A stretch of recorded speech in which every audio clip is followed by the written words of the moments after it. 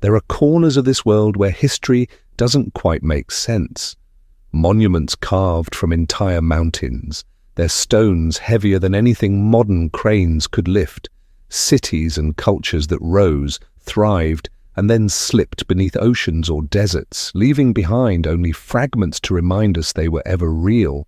These aren't myths or legends, these are real, documented mysteries, puzzles that archaeologists and historians still cannot fully explain. Tonight we're following those fragments, tracing the silent trails they left behind. So settle in, let your mind drift, and whisper in the comments. Where are you now? And what time glows back at you? The journey begins now. 3 limestone blocks sit stacked in the Lebanese mountains, each one weighing more than a modern skyscraper's steel frame. They rest so perfectly aligned that after 2,000 years, you still cannot slip a knife blade between them. The locals call them the trilithon, but that name feels too small for what they represent. A contradiction carved in stone, a question that grows heavier the longer you stare. These are not ordinary building blocks. Each slab weighs between 800 and 1,200 tons, more massive than anything the Romans, Egyptians, or any ancient civilization is supposed to have moved. However, here they sit, 40 feet above the ground, forming the foundation of what was once the Temple of Jupiter at Baalbek. The temple itself has crumbled, its columns scattered like broken teeth across the valley floor. But these foundation stones remain untouched, as if time itself has given up trying to move them. The accepted story sounds reasonable enough. Roman engineers, masters of the impossible, quarried these stones from a hillside less than a mile away. They used thousands of workers, wooden rollers, bronze tools, and sheer determination to drag each massive block up the slope and into position.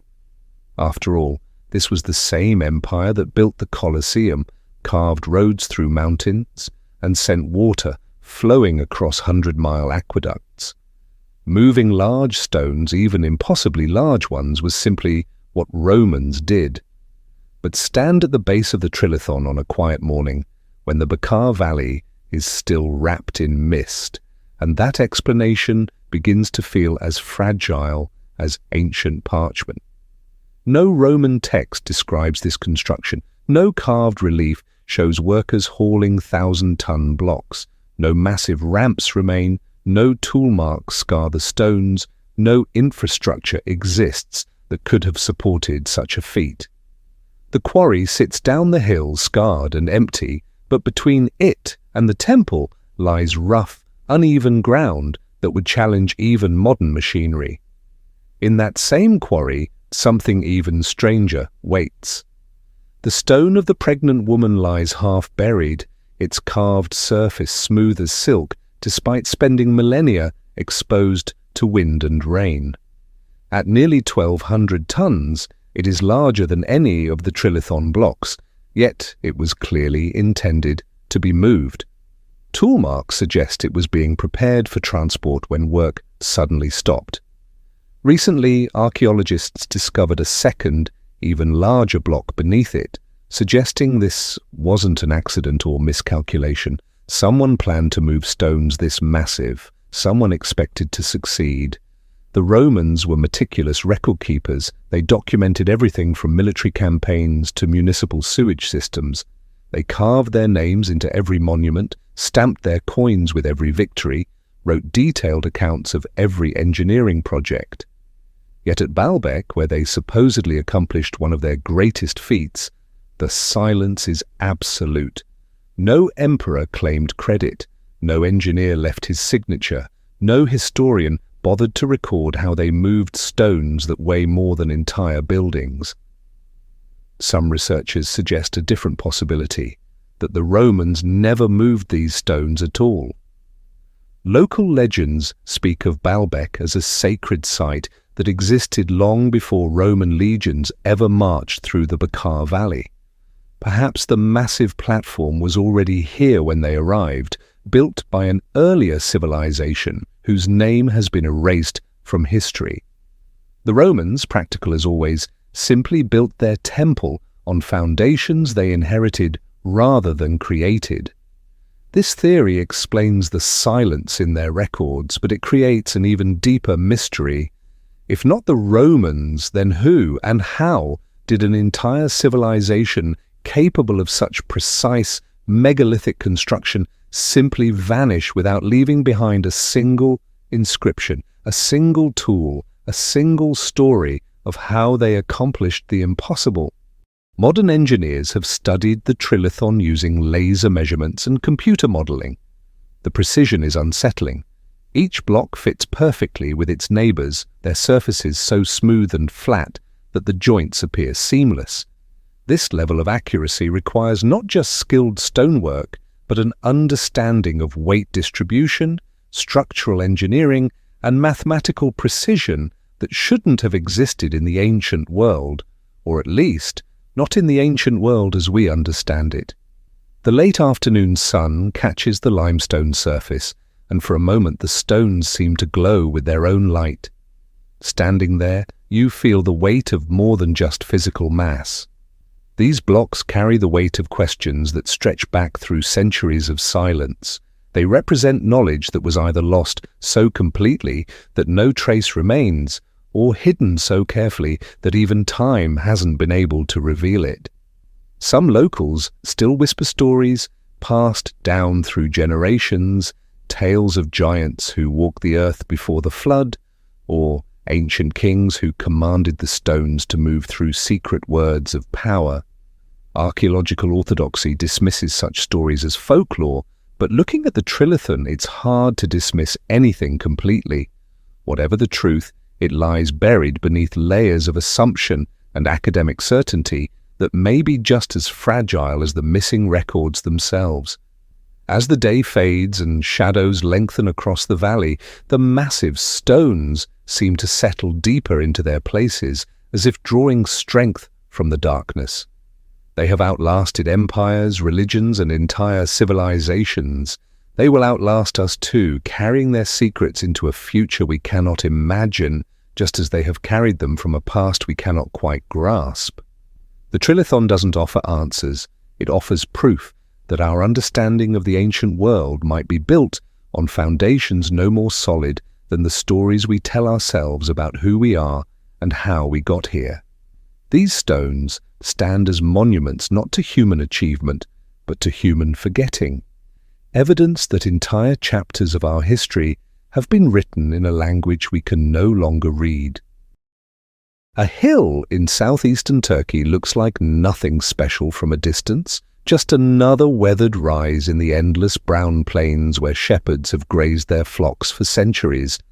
But scratch away the topsoil, dig past the accumulated dust of 10,000 years, and something impossible emerges from the earth.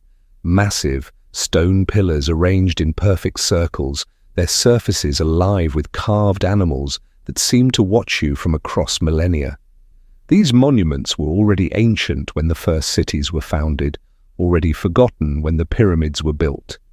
They stand as proof that everything we thought we knew about the dawn of civilization is wrong.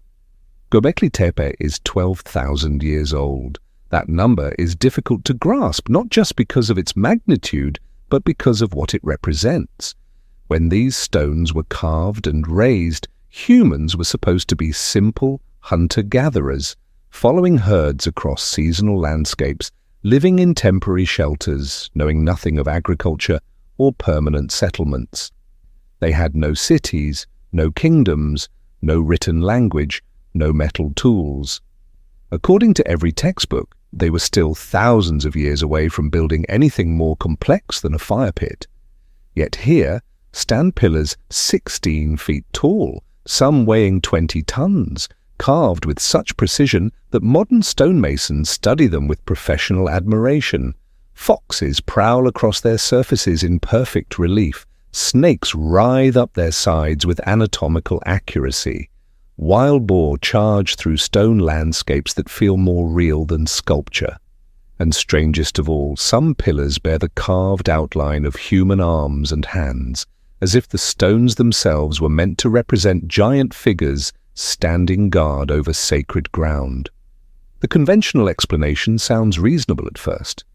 Perhaps Göbekli Tepe was a gathering place where nomadic tribes came together for seasonal rituals.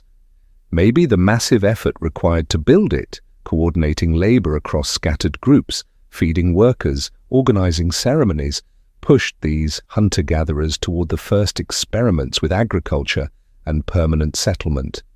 In this view, religion created civilization, not the other way around. The site becomes a catalyst, the place where humanity first learned to cooperate on a scale that would eventually lead to cities and kingdoms. But this explanation begins to crumble under the weight of what archaeologists have actually found. The precision of the stonework suggests far more than seasonal cooperation. These pillars were planned, measured, and executed with mathematical accuracy. The stone was quarried from specific locations, shaped with tools that left no trace, and transported across uneven terrain without wheels or beasts of burden. The layout of each circle follows geometric principles that speak of architectural knowledge, not ritual improvisation. More disturbing is what happened next. Around 8000 BCE, after the site had been in use for more than 1,000 years, someone made a decision that defies all logic. They buried it. Not gradually through neglect or natural erosion, but deliberately and completely.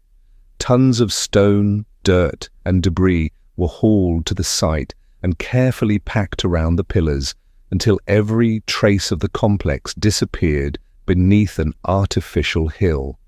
The burial was so thorough, so intentional, that Göbekli Tepe remained hidden until modern archaeologists stumbled upon it by accident. Why would a culture invest generations of labor in creating something magnificent, only to erase it from the landscape? The act of burial preserved the site perfectly. The stones emerged from their earthen tomb in remarkable condition, but it also erased the site from human memory. No legends survived, no stories were passed down, no maps marked its location.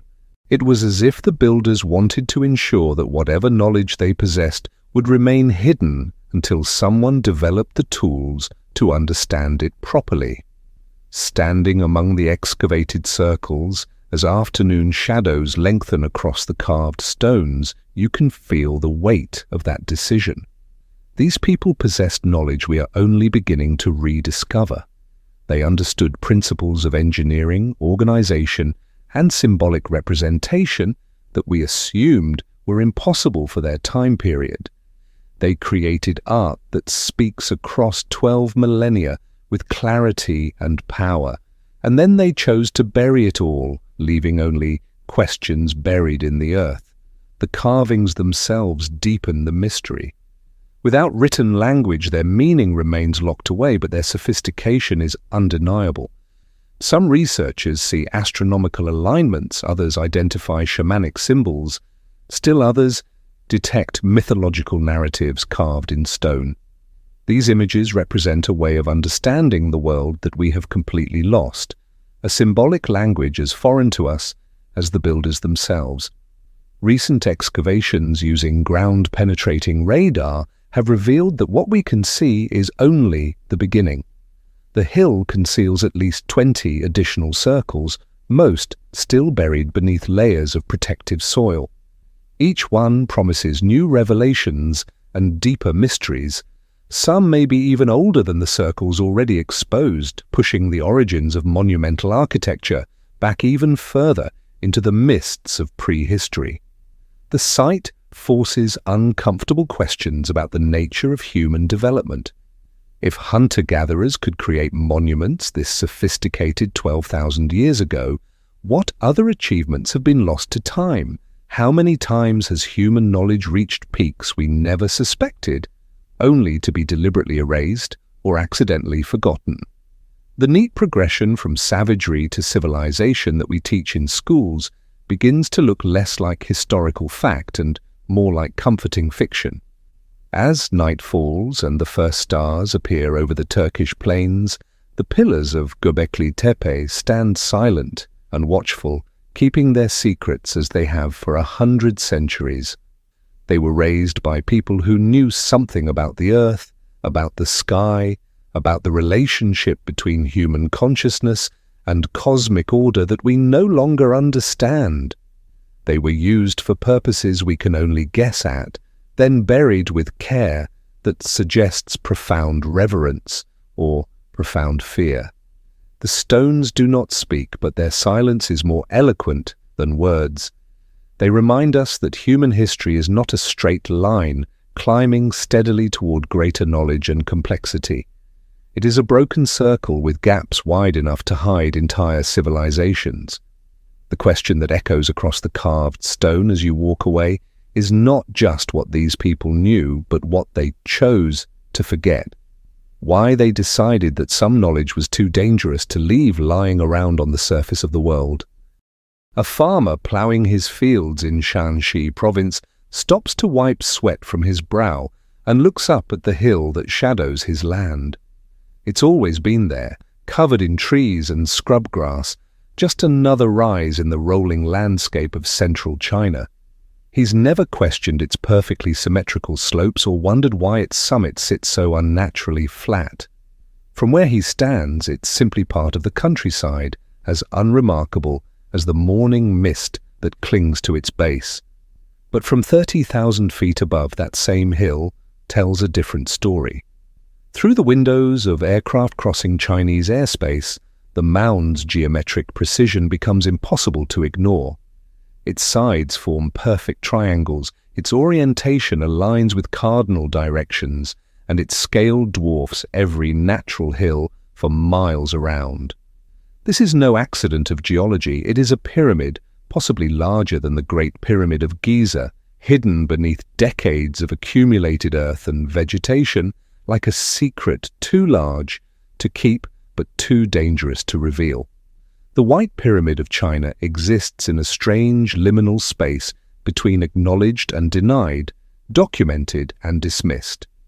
Official records mention it only in passing, describing it as one of many imperial burial mounds scattered across the province, perhaps the tomb of an emperor from the Han or Tang dynasty. These explanations sound reasonable, grounded in established history and archaeological precedent. After all, China's rulers have always built impressive monuments to their power, and the region is already home to numerous lesser burial sites. But the pieces don't quite fit together. In 1945, an American pilot named James Gaussman was flying a transport mission over central China when he spotted something that stopped him cold. Below his aircraft stretched a massive white pyramid, its surfaces gleaming in the afternoon sun, topped with what appeared to be a metallic or crystalline capstone that caught the light like a beacon. He estimated its height at over 1,000 feet, making it one of the largest man-made structures he had ever seen. His photographs and written report disappeared into military files, and when they occasionally surfaced in later decades, they were dismissed as misidentification or optical illusion. More pilots reported similar sightings in the following years. Colonel Maurice Sheehan described the same gleaming white surfaces and impossible scale during a 1947 flight. His account even made it into the New York Times, though it was quickly buried beneath more conventional news. The descriptions were consistent: a pyramid of stunning proportions, its white-faced sides visible from great distances, sitting in the heart of China like a monument to some forgotten age. Then the curtain fell. By the 1960s, access to the region became increasingly restricted. The pyramid, now hidden beneath layers of soil and fast-growing vegetation, began to disappear from view. Satellite imagery from the 1980s onward shows only a forested hill, its geometric perfection obscured but still detectable to trained eyes. Modern Google Earth images reveal the telltale signs of artificial construction: two straight edges, unnaturally even slopes, and a summit that sits flat as a tabletop. The Chinese government maintains that the site is protected for archaeological preservation, but this protection comes with an unusual degree of secrecy. Researchers who request permission to study the pyramid are politely denied. Independent surveys are discouraged. Even academic papers discussing the site are rare, as if the entire subject exists in a scholarly blind spot that everyone agrees not to examine too closely. What makes this silence particularly strange is how thoroughly documented Chinese imperial history usually is. The dynasties kept meticulous records of their construction projects, noting everything from the number of workers employed to the astrological considerations that determined a tomb's orientation. Yet for a structure that would represent one of the largest building projects in human history, the historical record is virtually blank. No court historian bothered to record its construction.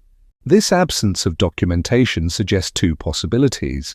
Either the pyramid dates to a period before the detailed historical records began, making it far older than anyone officially acknowledges, or it was built by a culture that has been deliberately erased from Chinese history. Neither explanation fits comfortably with the established narrative of Chinese civilization. Recent advances in ground-penetrating radar and satellite analysis have begun to reveal that the White Pyramid may not be alone. The surrounding countryside appears to hide numerous other artificial mounds, their shapes suggesting a vast complex of monuments spread across the landscape like pieces of some enormous puzzle. If true, it would represent an archaeological treasure trove of unprecedented scale, yet access to these sites remains just as restricted as the main pyramid. The vegetation covering the structure tells its own story. The trees and grass that now carpet its slopes are relatively young, suggesting that the concealment is recent, perhaps within the last century. Underneath this green disguise, glimpses of white stone occasionally break through, supporting the pilot accounts of gleaming surfaces. But without permission to clear the growth and examine the underlying structure, these glimpses remain mere tantalizing fragments. Modern China continues to reveal new archaeological wonders with startling regularity. The Terracotta Army was discovered by accident in 1974. Ancient cities emerge from beneath construction sites. Bronze Age artifacts surface in farmers' fields. Yet this pyramid, potentially the largest and most significant monument in the country, remains wrapped in official silence and protective vegetation. The question it poses is not just archaeological, but philosophical. In an age of satellite imagery and digital transparency, how does something this massive remain hidden? The answer may lie not in the limits of technology, but in the power of deliberate obscurity. Sometimes the most effective way to hide something is not to deny its existence, but to make it unremarkable, to surround it with enough bureaucracy and gentle discouragement that most people simply look elsewhere. Inside a mountain in western India, a temple waits in perfect silence, not built upon the earth or assembled from quarried stones, but carved downward through solid volcanic rock until towers, courtyards, and pillars emerged from what had once been the mountain's heart. The Kailasa Temple at Ellora stands as one mass, freestanding and complete, as if the builders had peered through the basalt and seen a hidden structure waiting to be revealed. To create this hollow where the temple now breathes, they removed enough rock to build 10 pyramids. However, they left no trace of how they managed this impossible feat, only the temple itself, sitting in its mountain-carved void like a secret the earth reluctantly surrendered. The conventional story sounds almost reasonable when told quickly. In the 8th century, the Rashtrakuta king Krishna I commissioned this monument to Lord Shiva, summoning thousands of laborers who worked for decades with chisels and hammers. They began at the summit and carved downward, layer by methodical layer, ensuring that roofs and ceilings wouldn't collapse as they hollowed out the mountain's interior. It was a triumph of religious devotion and human persistence, a project that succeeded through sheer will and unwavering faith in their king and their god. But stand in the temple's central courtyard on a quiet afternoon, surrounded by walls that tower 90 feet above your head, and that explanation begins to feel as hollow as the space around you. The scale defies comprehension. This is not a cave carved into a cliff face or a modest shrine chiseled from stone. This is an entire architectural complex: towers, colonnades, subsidiary temples, elaborate staircases, and countless sculptures, all freed from a single mass of volcanic rock. The central tower alone would challenge modern engineering, while every surface bears intricate carvings of dancing figures, mythical beasts, and divine narratives executed with a precision that would impress contemporary sculptors. The mathematics of its creation are staggering. Archaeologists estimate that 200,000 tons of basalt had to be removed to create the temple's void. Even working around the clock with modern machinery, such an excavation would take years.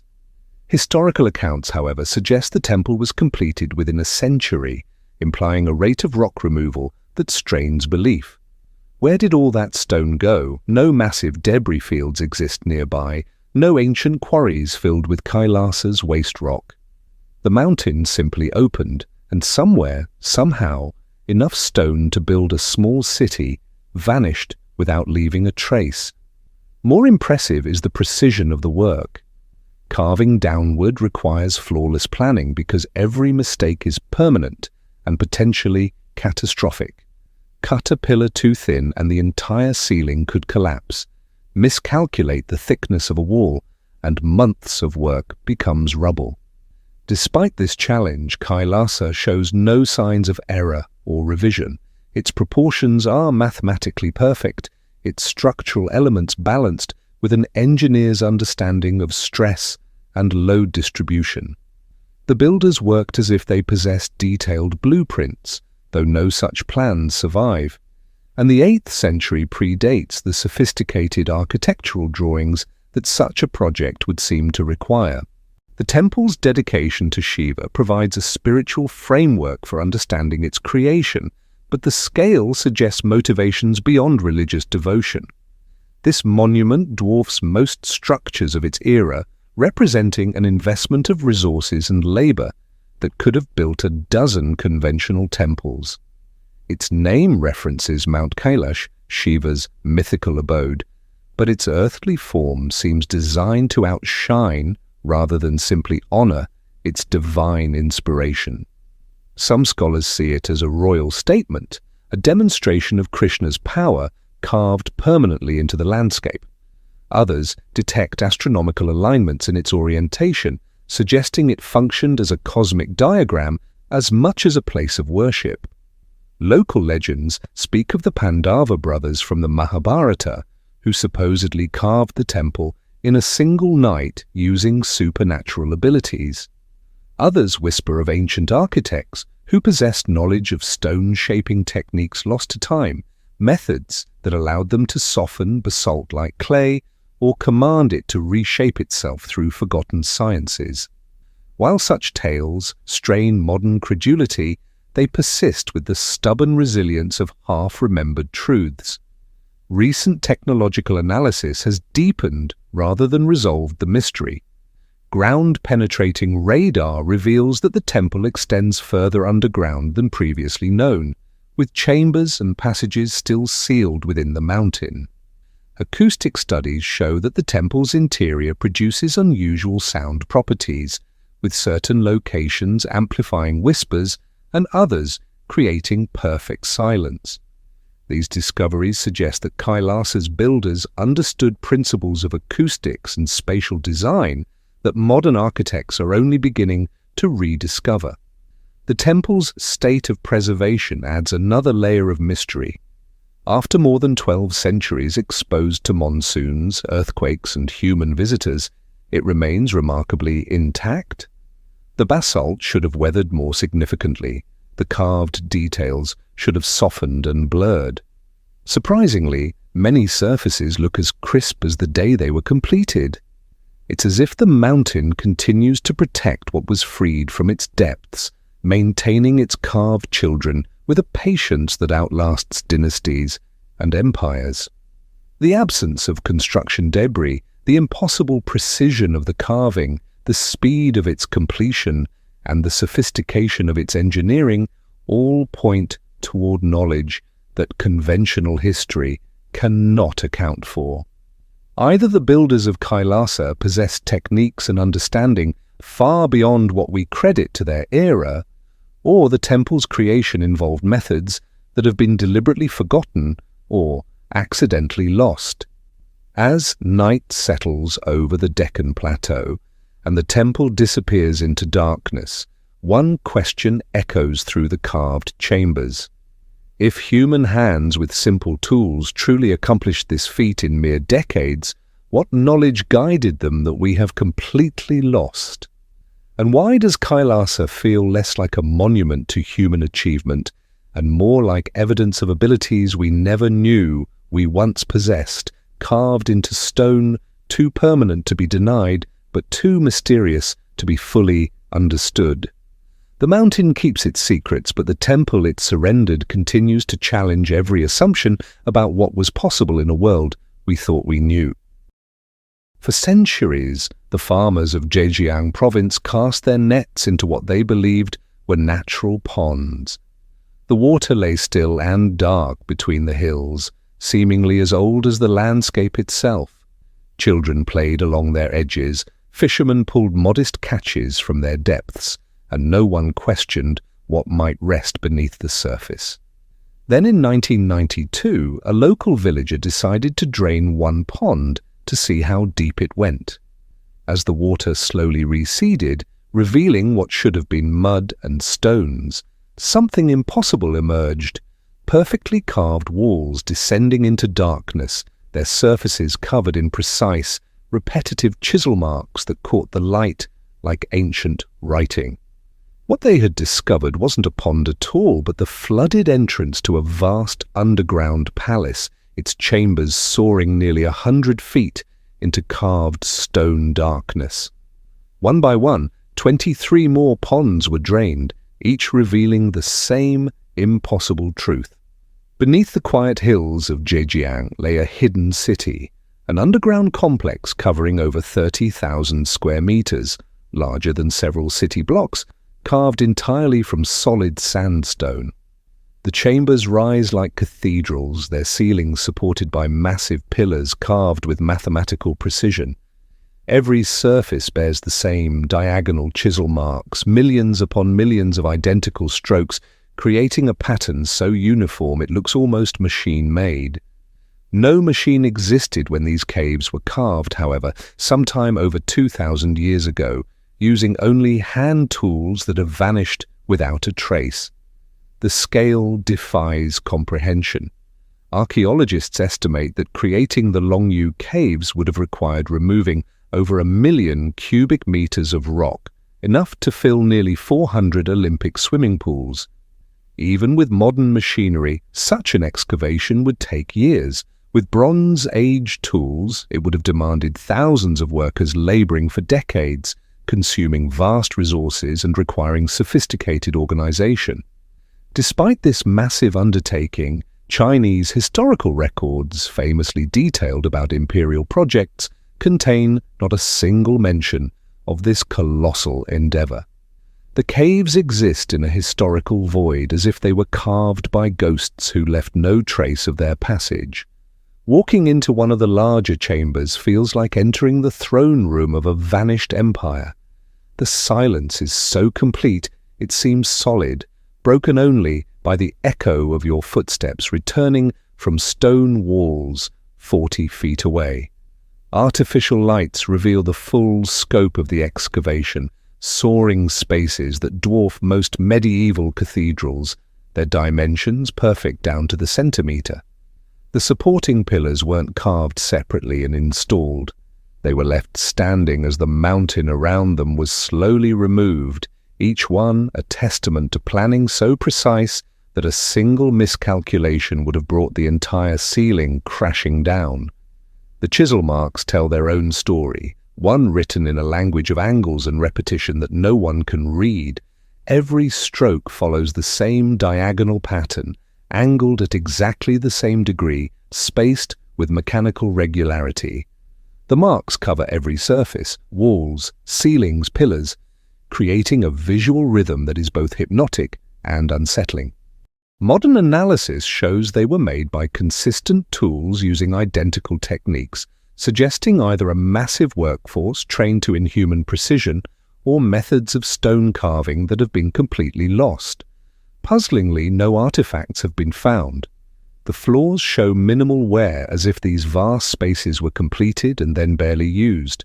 No inscriptions mark their purpose, no decorative elements suggest their function, no burial chambers indicate royal tombs. They are simply empty spaces carved with extraordinary care for no apparent reason, then abandoned to slowly fill with groundwater until curious farmers stumbled upon them 2 millennia later. The official explanation sounds reasonable. These were ancient quarries created to harvest sandstone for surface construction projects.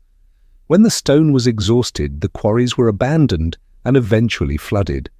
This theory crumbles under examination, however. Quarries are rough, utilitarian spaces where efficiency matters more than aesthetics. The Longyou Caves show evidence of careful finishing work that would have served no practical purpose in stone extraction. The uniform chisel marks aren't the random scars of quarrying, but deliberate surface treatment that would have added months or years to the excavation process. Some researchers suggest the caves were underground storage facilities designed to preserve grain or military supplies in a controlled environment. The cool, stable temperatures would indeed provide excellent preservation, but the soaring ceilings and vast open spaces would have made such storage impractical and difficult to secure. Why create cathedral-like chambers when low, easily accessible storage rooms would have served better? More intriguing theories emerge from the cave's acoustic properties. Sound behaves strangely in these spaces, with certain locations creating perfect echo chambers, while others seem to absorb noise completely. Some researchers wonder if the caves were designed as acoustic environments, perhaps for ceremonies or rituals that required specific sound properties. The uniform chisel marks might have served an acoustic function, creating sound-scattering surfaces that controlled how voices and music traveled through the chambers. The psychological impact of the caves is as puzzling as their physical presence. Visitors frequently report feeling watched or sensing a presence in the empty chambers. The repetitive chisel marks seem to shift and move in peripheral vision, creating an almost hypnotic effect that some find deeply unsettling. Whether this is the result of the unusual acoustics, the psychological effect of the repetitive patterns, or something more mysterious, remains unexplained. The absence of any historical record is perhaps the most disturbing aspect of the Longyou Caves. In a civilization that meticulously documented everything from tax collection to festival schedules, how does a project of this magnitude simply vanish from memory? The most unsettling possibility is that the erasure was deliberate, that whoever commissioned these underground chambers also ordered that all record of their existence be destroyed. As you trace your fingers along the endless rows of chisel marks, feeling the precision of cuts made by hands that turned to dust 2,000 years ago, one question echoes through the carved silence.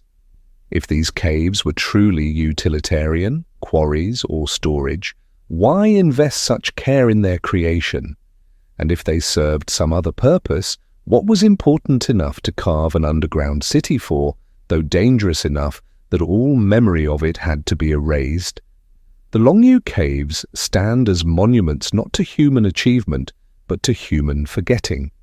They're evidence that entire chapters of history can be deliberately erased, leaving only empty rooms and endless questions carved into stone that refuses to speak.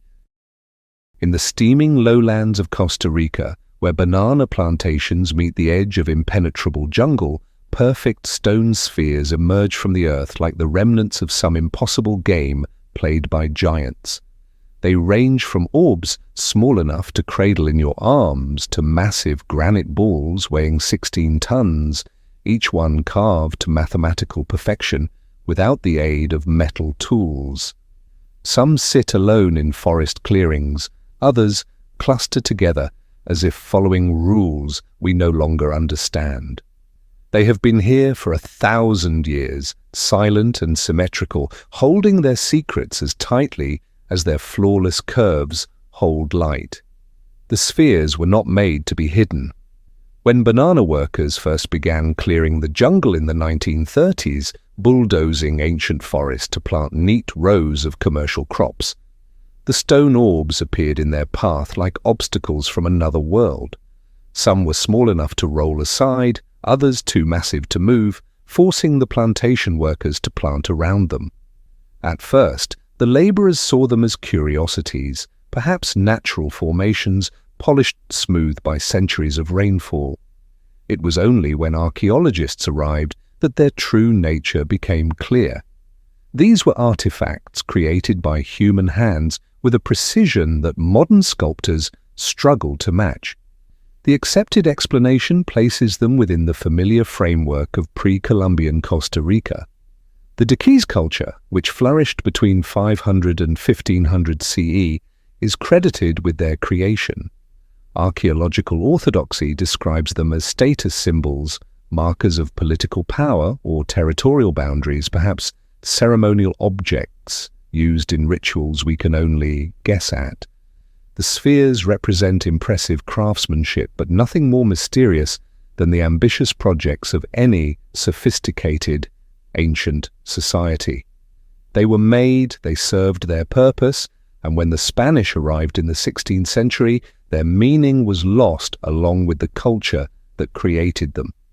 This tidy narrative begins to unravel, however, when you examine the spheres themselves. Many achieve a level of geometric perfection that defies explanation. Modern analysis reveals that some are accurate to within 2 millimeters of true spherical form, precision that would challenge contemporary stone carvers equipped with power tools and laser measuring devices. The Dodecahedron accomplished this using stone hammers, wooden wedges, and sand as an abrasive, working with materials harder than steel. The largest spheres would have required months or years of constant labor by teams of skilled craftsmen, and they were apparently made for purposes so ephemeral that no trace of their original function survives. The stone used for many spheres, a hard volcanic rock called granodiorite, doesn't exist in the locations where they were found. Geological analysis shows the raw material was quarried from riverbeds and outcrops dozens of miles away in the Talamanca Mountains. Moving a 16-ton sphere across Costa Rica's swampy, forested terrain without wheels or beasts of burden would challenge modern logistics. Somehow the Dodecahedron not only transported these massive objects, but positioned them with apparent precision, some aligned with astronomical events, others following geometric patterns that suggest sophisticated planning. There is a complete absence of any explanation for how this was accomplished. The Dodecahedron left no written records or carved instructions. No oral traditions survived Spanish colonization. By the time modern archaeologists began studying the spheres seriously, any memory of their purpose had been erased as thoroughly as if it had never existed. The spheres themselves became the only evidence of their own creation, mute testimonies to capabilities that seemed to exceed what we know about their makers. The Spanish conquest dealt the final blow to any hope of understanding. When European diseases and violence swept through Central America, they didn't just kill people, they obliterated entire knowledge systems. Whatever the spheres meant to the Dodecahedron, whatever cosmic or spiritual significance they held, died with the last elders who remembered their true purpose. The conquistadors saw them as curiosities at best, obstacles at worst, and made no effort to preserve the stories they embodied. Worse damage came later when 20th century treasure hunters became convinced the spheres contained hidden gold. Dozens were cracked open with sledgehammers or blown apart with dynamite, their perfect forms shattered in pursuit of imaginary riches. Others were moved from their original positions to decorate public buildings or private collections, severing any connection to the patterns they might once have formed. By the time legal protection arrived, much of the archaeological context had been destroyed, leaving researchers to work with scattered fragments of a larger puzzle. Standing among the surviving spheres on a humid afternoon, with mist rising from the jungle and the air thick with the sound of insects, you can feel the weight of all that lost knowledge pressing down like the tropical atmosphere itself. These perfect forms seem to exist outside of time, their surfaces worn by centuries of rain, but their geometric integrity uncompromised. Recent research has revealed intriguing possibilities about their original arrangement. Some spheres appear to have been positioned along sight lines that correspond to the rising and setting of celestial bodies. Others might have marked water sources or served as waypoints along ancient trade routes. A few researchers have detected geometric relationships between sphere clusters, suggesting they might have formed components of a larger design, perhaps a map or calendar system encoded in stone and landscape. If the spheres were astronomical instruments, they represent a level of mathematical sophistication that contradicts everything we thought we knew about pre-Columbian Costa Rica. If they were territorial markers, their precision seems wildly disproportionate to their function. If they were religious objects, their meaning has been so completely erased that we can't even begin to reconstruct the belief system they served. The spheres keep their secrets as perfectly as they keep their shape, eternal questions carved in stone, waiting in patient silence for minds capable of reading the language they speak. A language that died with the people who wrote it, leaving only these mute monuments to mark the passage of knowledge we may never recover. A fragment of gazelle skin, no larger than a modern desk, holds lines that should not exist. In the careful script of Ottoman Turkish, Admiral Piri Reis inscribed his sources along the margins. Charts from Columbus, maps from Portuguese explorers, and, more mysteriously, maps drawn in the times of Alexander, son of Philip. The year was 1513, and Piri Reis was creating what he believed to be the most accurate world map ever compiled. At the bottom of his creation, however, sketched with the same careful attention as the familiar shores of Africa and the New World, lies a coastline that wouldn't officially be discovered for another 3 centuries. The ice-free northern shore of Antarctica, drawn with an accuracy that modern satellite imagery would later confirm. The first explanation for this impossible map sounds reasonable at first hearing. Piri Reis was a skilled navigator and scholar who compiled his chart from the best available sources of his time. He had access to recent discoveries from the age of exploration, including maps captured from Spanish ships and charts brought back by Columbus himself. The strange southern landmass, historians argue, is simply a distorted rendering of South America's coast, stretched and misshapen by the admiral's attempt to merge incompatible projections onto a single surface. The resemblance to Antarctica is coincidental, they claim, a trick of wishful thinking projected onto an imperfect but entirely conventional 16th century map. This explanation might be satisfying if it weren't for the map's disturbing accuracy in other areas. The South American coastline is rendered with precision that wouldn't be achieved by official European cartography for decades. Islands in the Atlantic are positioned exactly where modern navigation finds them, despite being unknown to European explorers in 1513. The proportions and angles suggest access to surveying techniques that supposedly didn't exist outside of major maritime powers. Piri Reis created his compilation, however, in the library of a land-based empire that, while powerful, was not known for advanced ocean-going exploration. More unsettling are the admiral's own notes, written in his careful hand around the map's borders. He claims to have drawn from 20 different source maps, some recent, others of incredible antiquity. Among these ancient charts, he references materials supposedly dating back to Alexander the Great and beyond, sources that, if they ever existed, have vanished completely from the historical record. The implication is staggering that geographic knowledge of extraordinary accuracy was being passed down through secret channels for over 1,000 years, surviving the fall of empires and the burning of libraries preserved by scholars whose names we will never know. The Antarctic coastline remains the most controversial element. Modern analysis of the continent's bedrock topography, revealed through ice-penetrating radar, shows a remarkable correspondence to the shoreline depicted on Piri Reis Map. If this correlation is more than coincidence, it suggests that the original survey was conducted when Antarctica was free of ice, a condition that last existed over 6,000 years ago, long before any civilization we recognize as capable of such precise cartography. Critics point out that the correlation isn't perfect, that certain features don't align, and that the human mind is remarkably skilled at finding patterns where none exist.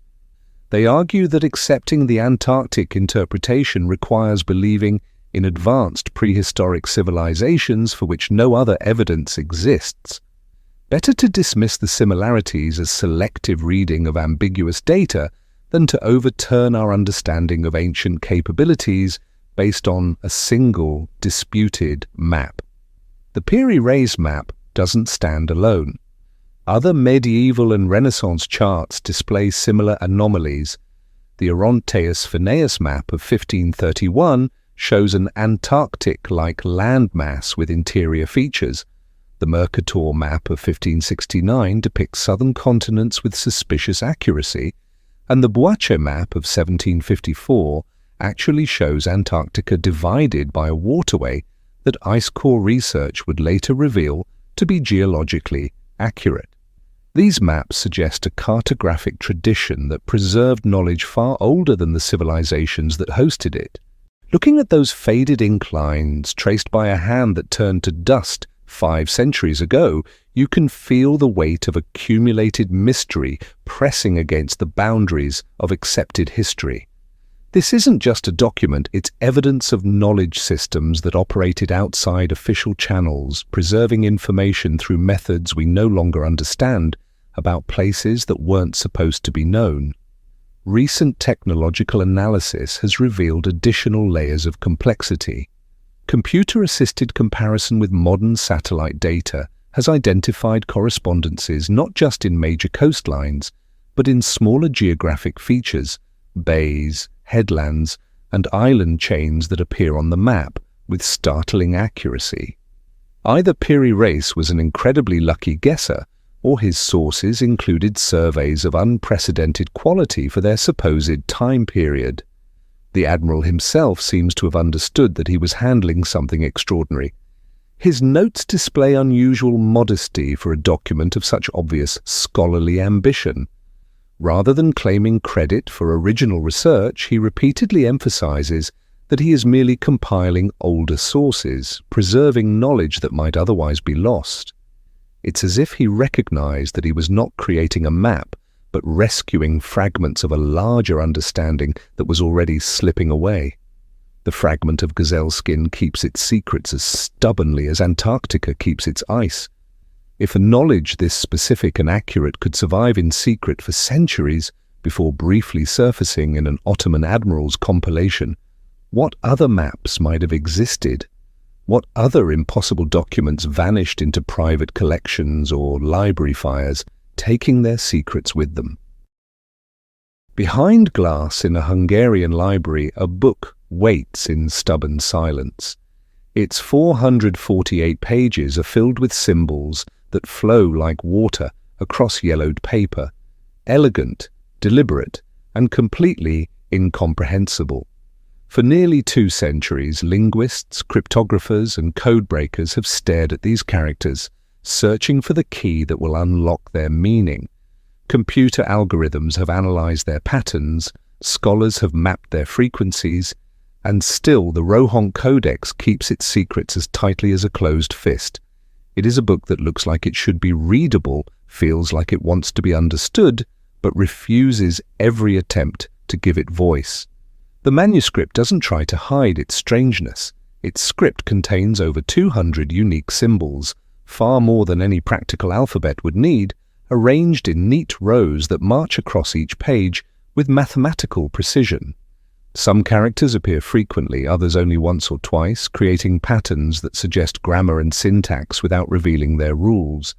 Between blocks of text, detailed illustrations show scenes that borrow freely from multiple religious traditions. Christian crosses mingle with Islamic crescents, Hindu-like deities share space with medieval European saints, and star-shaped symbols hover over processions that could belong to any faith or none at all.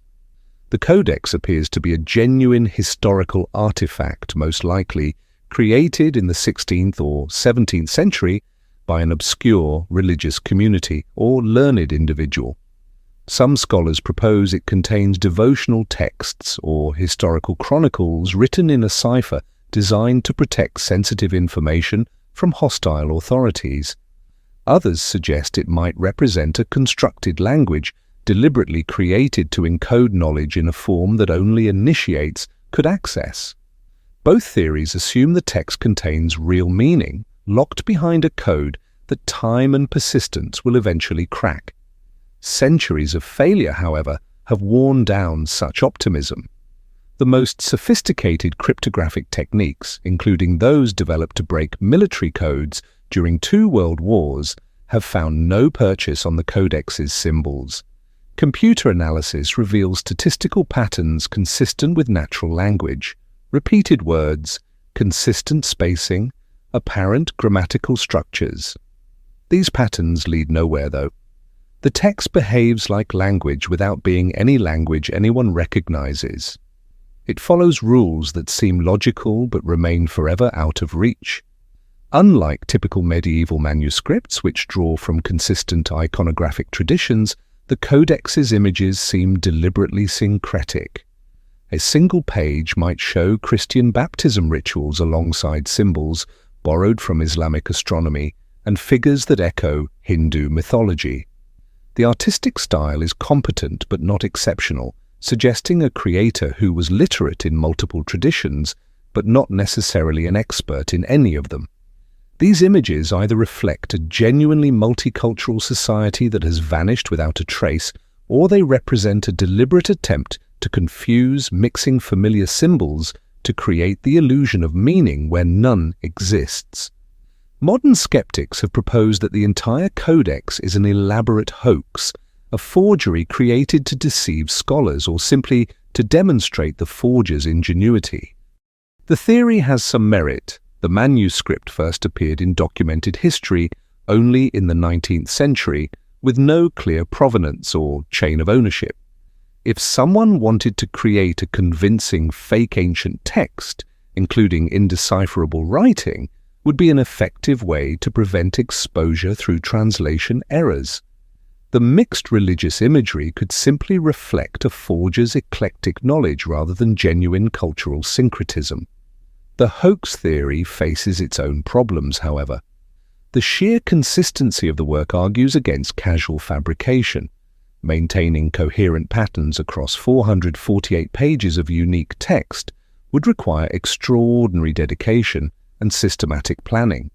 Most forgers aim for quick profit or brief notoriety. Few would invest years of labor in a deception that might never be discovered. The Codex shows no obvious anachronisms, no telltale signs of modern knowledge creeping into supposedly ancient content. If it is a fake, it represents one of the most sophisticated literary forgeries ever attempted. Recent technological analysis has added new dimensions to the mystery without resolving it.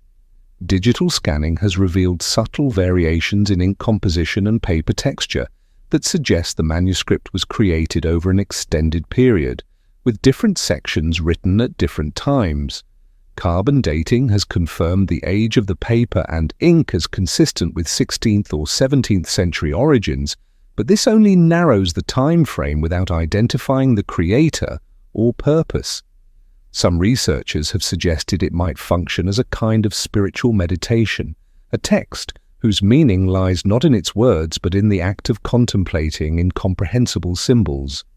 In certain mystical traditions, sacred texts are deliberately obscured to force readers into states of transcendent confusion, breaking down rational thought to access deeper understanding. The Codex's elaborate meaninglessness might be its actual meaning, a book designed to embody the limits of human knowledge. The most disturbing possibility is that the Rohonc Codex is exactly what it appears to be, a book written in a language that no longer exists, preserving knowledge that died with its final speakers. If so, it represents not just a failed translation project but a complete cultural extinction, a civilization that vanished so thoroughly that only this single, indecipherable document remains to mark its passing. The mixed religious imagery might reflect the final desperate syncretism of a people trying to preserve their traditions by blending them with more dominant cultures, ultimately preserving nothing but confusion. As closing time approaches and the library grows quiet, the Codex settles into its familiar silence, surrounded by books that yield their secrets readily to any literate reader. Its symbols continue their patient march across centuries-old pages, carrying meanings that might be profound or might be nonsense, representing either the most sophisticated encoded text ever created or the most elaborate, meaningless document in human history. In a climate-controlled vault in Stockholm, behind layers of security and conservation protocols, rests a book that should not exist. Nearly 3 feet tall and weighing more than a grown man can comfortably lift, the Codex Gigas dominates every space it occupies. Its dark leather binding bears the scars of 8 centuries, and opening it feels less like reading and more like performing a ritual. Inside, meticulously copied in flawless Latin script, lies a complete Bible, historical chronicles, medical texts, and exorcism formulae, the accumulated wisdom of medieval Christianity. But at its heart, occupying a full page with no surrounding text, is something that chills even secular observers. A portrait of the devil himself crouched and grinning, painted with such vivid detail that his claws seem to reach beyond the vellum toward anyone brave enough to meet his gaze. Most researchers treat the manuscript as a triumph of medieval scholarship created in the early 13th century by Benedictine monks in Bohemia. Teams of scribes labored for decades to compile this massive encyclopedia, their work representing the pinnacle of monastic learning and devotion.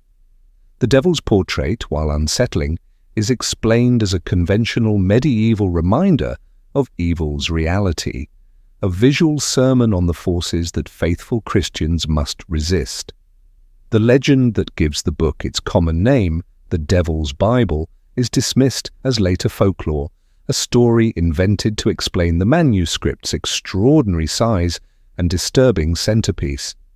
Like all comfortable explanations, however, this one begins to crumble under closer examination. Handwriting analysis reveals something that shouldn't be possible. The entire manuscript appears to have been written by a single hand. Not just the main text, but the marginal notes, the decorative elements, even the caption beneath the devil's portrait, all in the same precise, unwavering script. If accurate, this means one person spent between 25 and 30 years creating the Codex Gigas, writing constantly with such consistency that modern experts cannot detect variations in letter formation or ink pressure across hundreds of pages. The psychological implications are staggering. To maintain such perfect uniformity over decades would require not just extraordinary discipline, but an almost inhuman level of focus. The scribe would have needed to write at exactly the same angle, with identical pressure using identical letter spacing for a quarter century. Modern calligraphers working with superior tools and techniques cannot maintain such consistency across a single page, let alone an entire manuscript. Either the analysis is wrong, or whoever created the Codex Gigas possessed abilities that border on the supernatural. The manuscript itself provides no clues about its creator's identity. Unlike most medieval works, which include colophons identifying their scribes, the Codex Gigas is anonymous. No signature appears in its margins, no personal prayer requests interrupt its text, no self-reference hints at the motivation behind its creation. The scribe who supposedly devoted his entire adult life to this work vanished into history as completely as if he had never existed, leaving behind only his impossible achievement. The devil's portrait occupies the manuscript's exact center, positioned with mathematical precision to divide the sacred texts before it from the secular writings that follow. Unlike typical medieval depictions of demons, usually small, defeated figures bound in chains or fleeing from saints, this devil commands his page with arrogant confidence. He squats like a predator ready to spring, his massive frame covered in green-tinged skin, his face split by a grin that suggests knowledge rather than malice.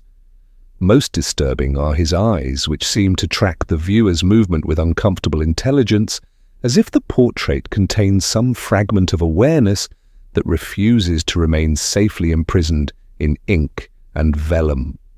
The legend explaining the manuscript's creation has persisted for 8 centuries, with remarkable consistency. According to the story, a monk at the Podlagis monastery was sentenced to be walled up alive for breaking his vows. Facing this horrible death, he promised to create the greatest book in history in a single night, a work that would glorify the monastery forever. As the hours passed and dawn approached, he realized the task was impossible. In desperation, he called upon the devil for help, offering his soul in exchange for supernatural assistance.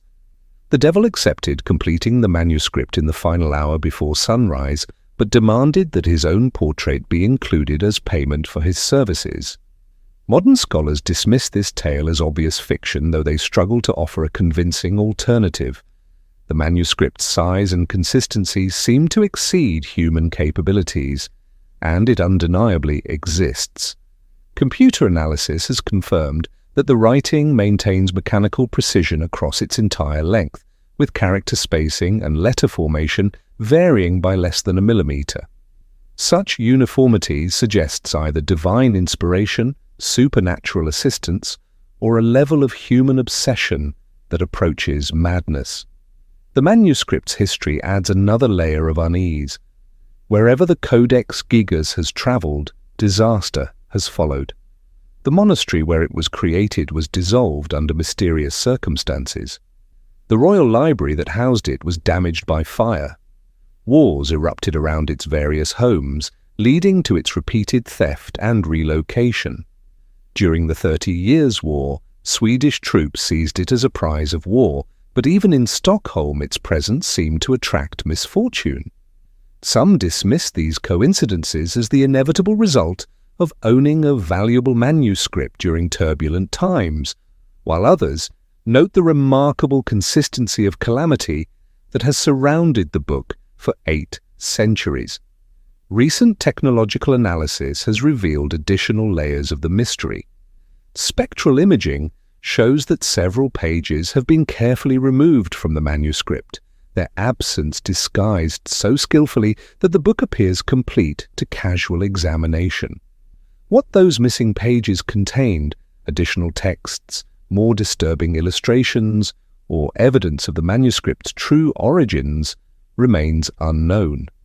Their removal appears deliberate, as if someone decided certain information was too dangerous to preserve. Many researchers have noted the profound effects of spending long periods of time studying the Codex Gigas. They report disturbing dreams featuring the devil's portrait, waking with the sensation that something has been watching them sleep. Others describe feeling compelled to return to the manuscript repeatedly, as if it exerts some form of psychological magnetism. Several researchers have requested transfers to other projects after working with the book for extended periods, though none have publicly explained their reasons for leaving. Standing before the opened manuscript in its temperature-controlled display, you can feel the weight of centuries pressing against the glass. The devil's portrait seems to pulse with malevolent life, his grin suggesting secrets that medieval minds were perhaps wise to leave unexplored. If one person really did spend 30 years creating this manuscript in perfect isolation, then the Codex Gigas represents something more disturbing than a pact with the devil. It's evidence of what human consciousness can become when it abandons all limits and pursues a single purpose with absolute dedication. Hidden among the fragile parchments and delicate papyrus of the Dead Sea Scrolls lies something that doesn't belong, something that feels more like industrial documentation than sacred text. While its companions crumble at the touch of humid air, this artifact gleams with metallic permanence, 2 rolls of hammered copper, green with the patina of 2 millennia, inscribed with text that reads less like scripture and more like a banker's ledger. The copper scroll doesn't speak of God or prophecy. Instead, it offers something far more tangible and infinitely more elusive, directions to 64 hidden caches containing enough gold and silver to ransom empires. The only problem is that despite decades of searching, following every clue and deciphering every cryptic landmark, no one has ever found so much as a single coin. The scroll emerged from Cave 3 at Qumran in 1952, but its discoverers knew immediately that they had found something extraordinary. Unlike the other scrolls, which could be carefully unrolled and studied, this one had oxidized into a solid mass of green metal. It took 4 years and the delicate work of Manchester University's cutting equipment to slice it into manageable strips without destroying the text underneath. When the Hebrew letters finally emerged, etched deep into the copper with hammer and chisel, they told a story that made archaeologists' hearts race. A systematic inventory of treasure caches hidden throughout ancient Judea, each entry specifying exact locations, precise measurements, and quantities of precious metals that stagger the imagination.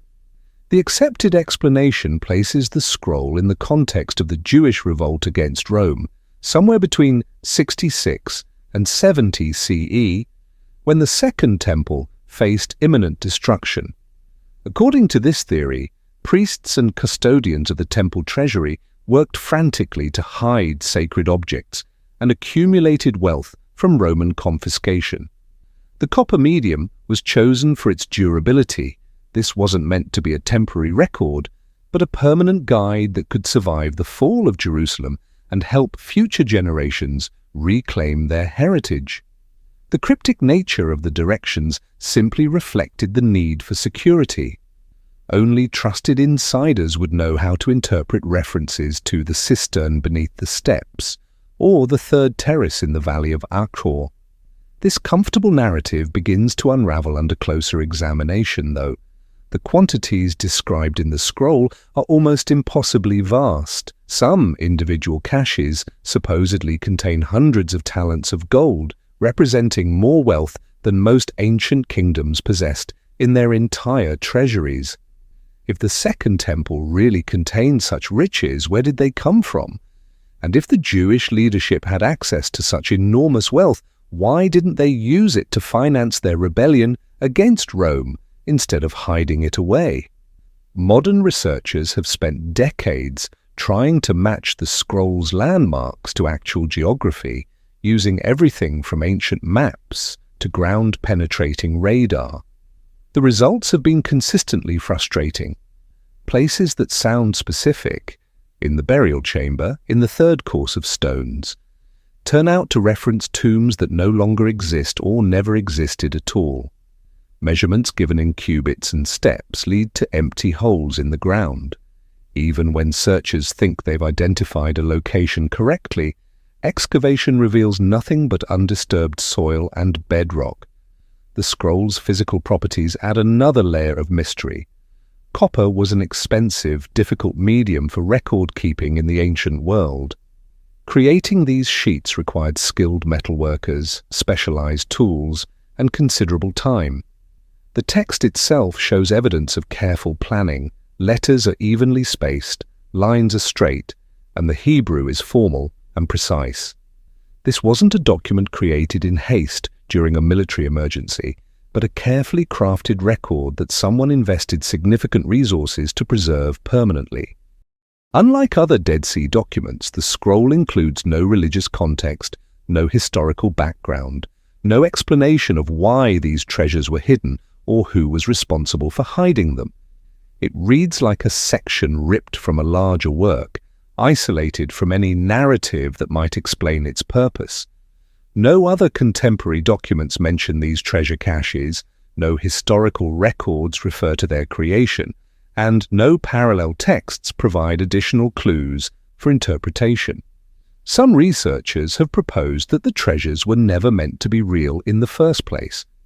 In this interpretation, the copper scroll represents a fantasy, perhaps wishful thinking about wealth that never existed, or a symbolic text using the language of material treasure to encode spiritual truths. The impossibly large quantities and deliberately obscure directions support this theory. The scroll functions less as a practical guide and more as a tantalizing riddle designed to occupy minds and inspire hope without ever delivering on its promises. Another possibility is that the scroll was designed as a trap. If hostile forces captured it, they would waste enormous time and resources chasing non-existent treasures while the real wealth remained safely hidden elsewhere. The precise, official-sounding language would lend credibility to false directions, leading treasure hunters into an endless maze of futile excavation. In this scenario, the scroll's creators were playing a long game, anticipating that their true enemies would be not just the Romans, but future generations of looters and fortune hunters. Looking at the displayed fragments in their climate-controlled case, you can feel the weight of accumulated frustration radiating from the green-stained metal. This artifact has inspired more treasure hunting expeditions than any other ancient document, and it has yielded nothing but empty holes and dashed hopes. The Hebrew letters, hammered deep into the copper with permanent finality, seem to mock every attempt to follow their directions. They promise everything and deliver nothing, like a mirage that maintains its perfect clarity even as you realize it will always remain out of reach. The copper scroll ensures that we'll never stop looking, never stop hoping, never stop believing that the next excavation might finally reveal the truth that has remained hidden for 2,000 years. Was this artifact created to preserve treasure for future recovery, or to ensure that some secrets would remain forever buried with the people who held the real keys to their recovery? In either case, the scroll has succeeded perfectly. The treasures remain hidden, the mystery endures, and the search continues, exactly as its creators might have intended. On the Mediterranean shore where Alexandria meets the sea, tourists walk past unremarkable buildings and modern hotels, unaware that beneath their feet may lie the remnants of humanity's greatest act of intellectual ambition and its most devastating loss. No plaques mark the spot where the Library of Alexandria once stood, no ruins pierce the contemporary cityscape, no fragments of ancient scrolls surface in construction excavations.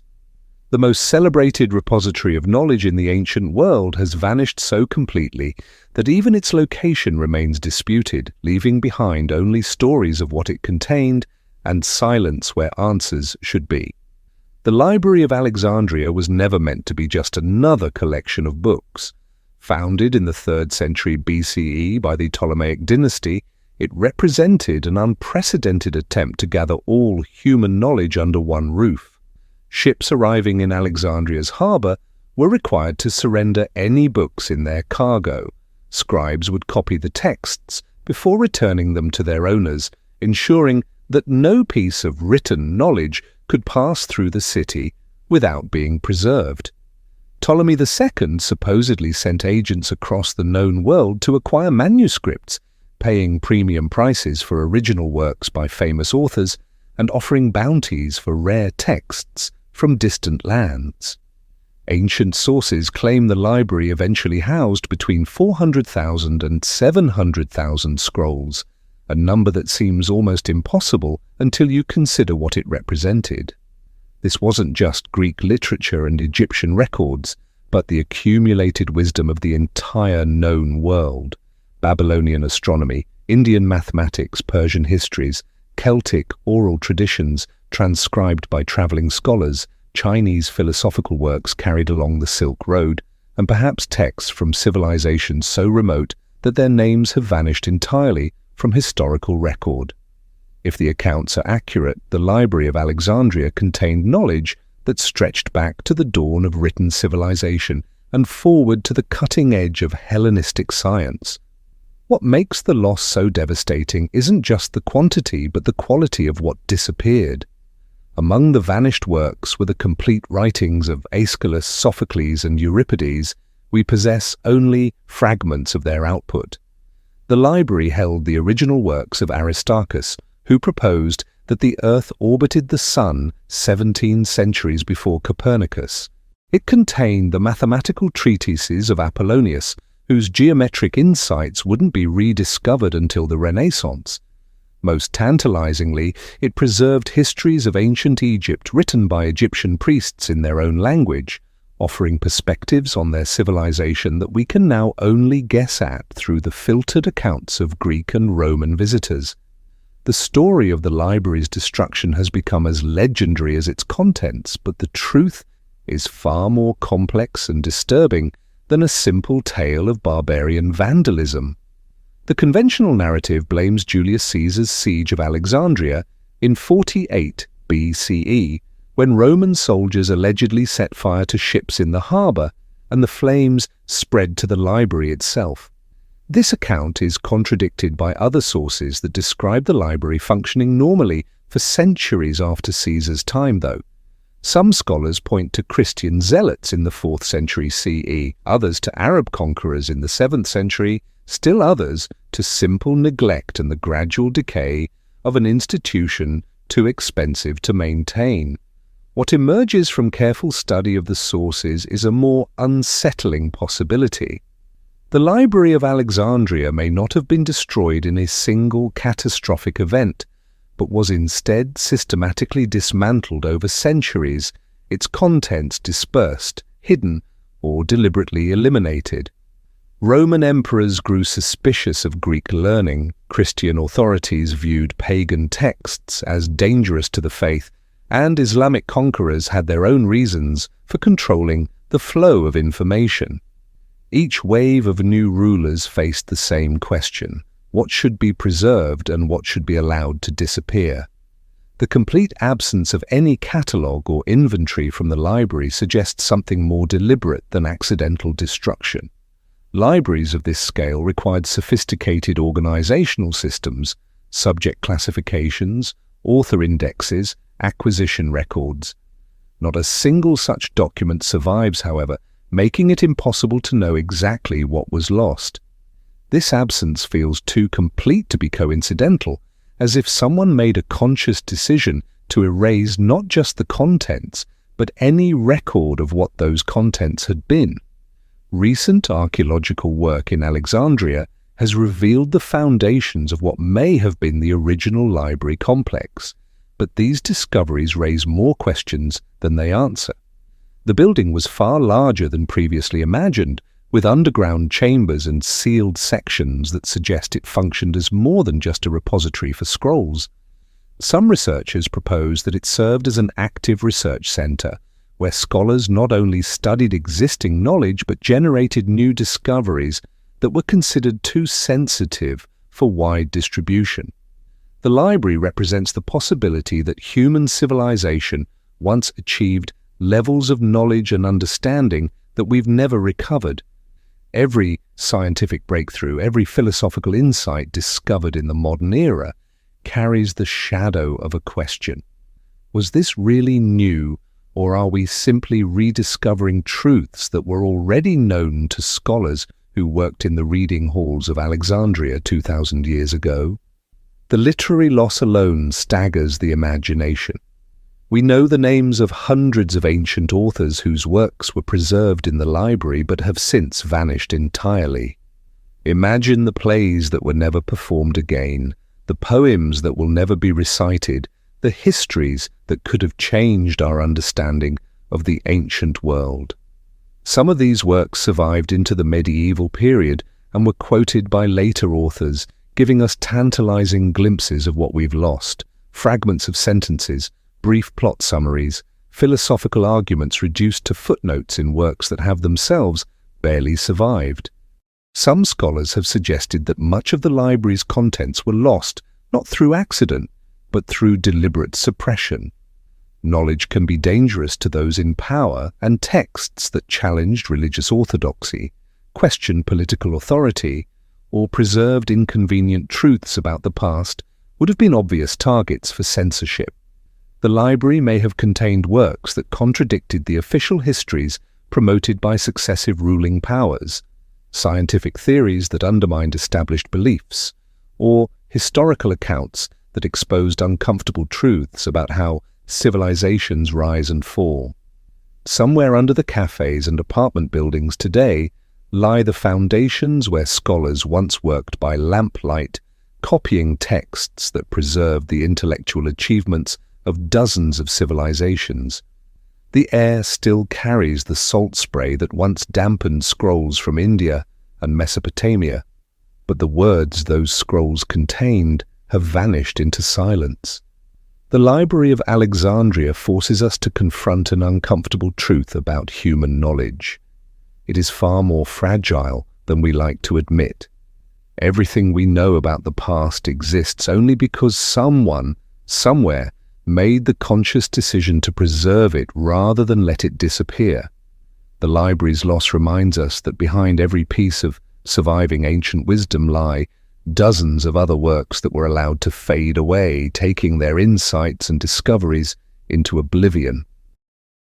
In the necropolis of Abydos, where Egypt's most sacred kings were laid to rest for eternity, archaeologists opened a tomb that challenged everything they thought they knew about royal burial. The chambers were magnificent, carved with the precision reserved for pharaohs, filled with the golden artifacts and ceremonial objects that marked divine kingship. But as their lights swept across the walls, searching for the cartouches that would identify the tomb's occupant, they found only smooth stone where names should have been. This was a pharaoh's burial stripped of its most essential element, identity itself.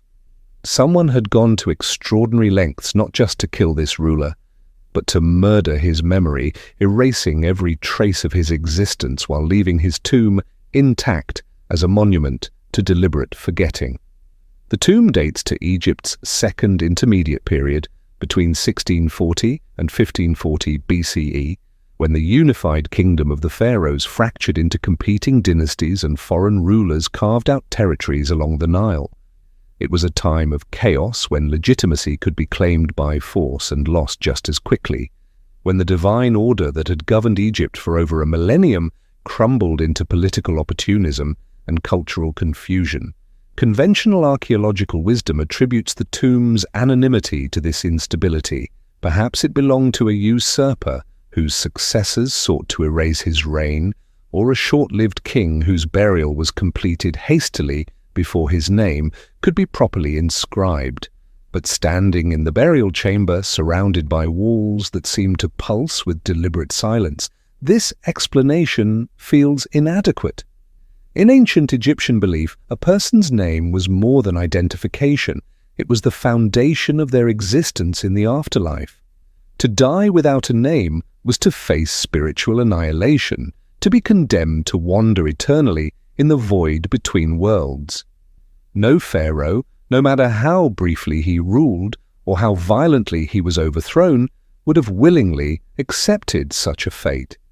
The absence of inscriptions here wasn't accidental neglect, but active erasure, a systematic campaign to deny someone not just political power, but cosmic existence itself.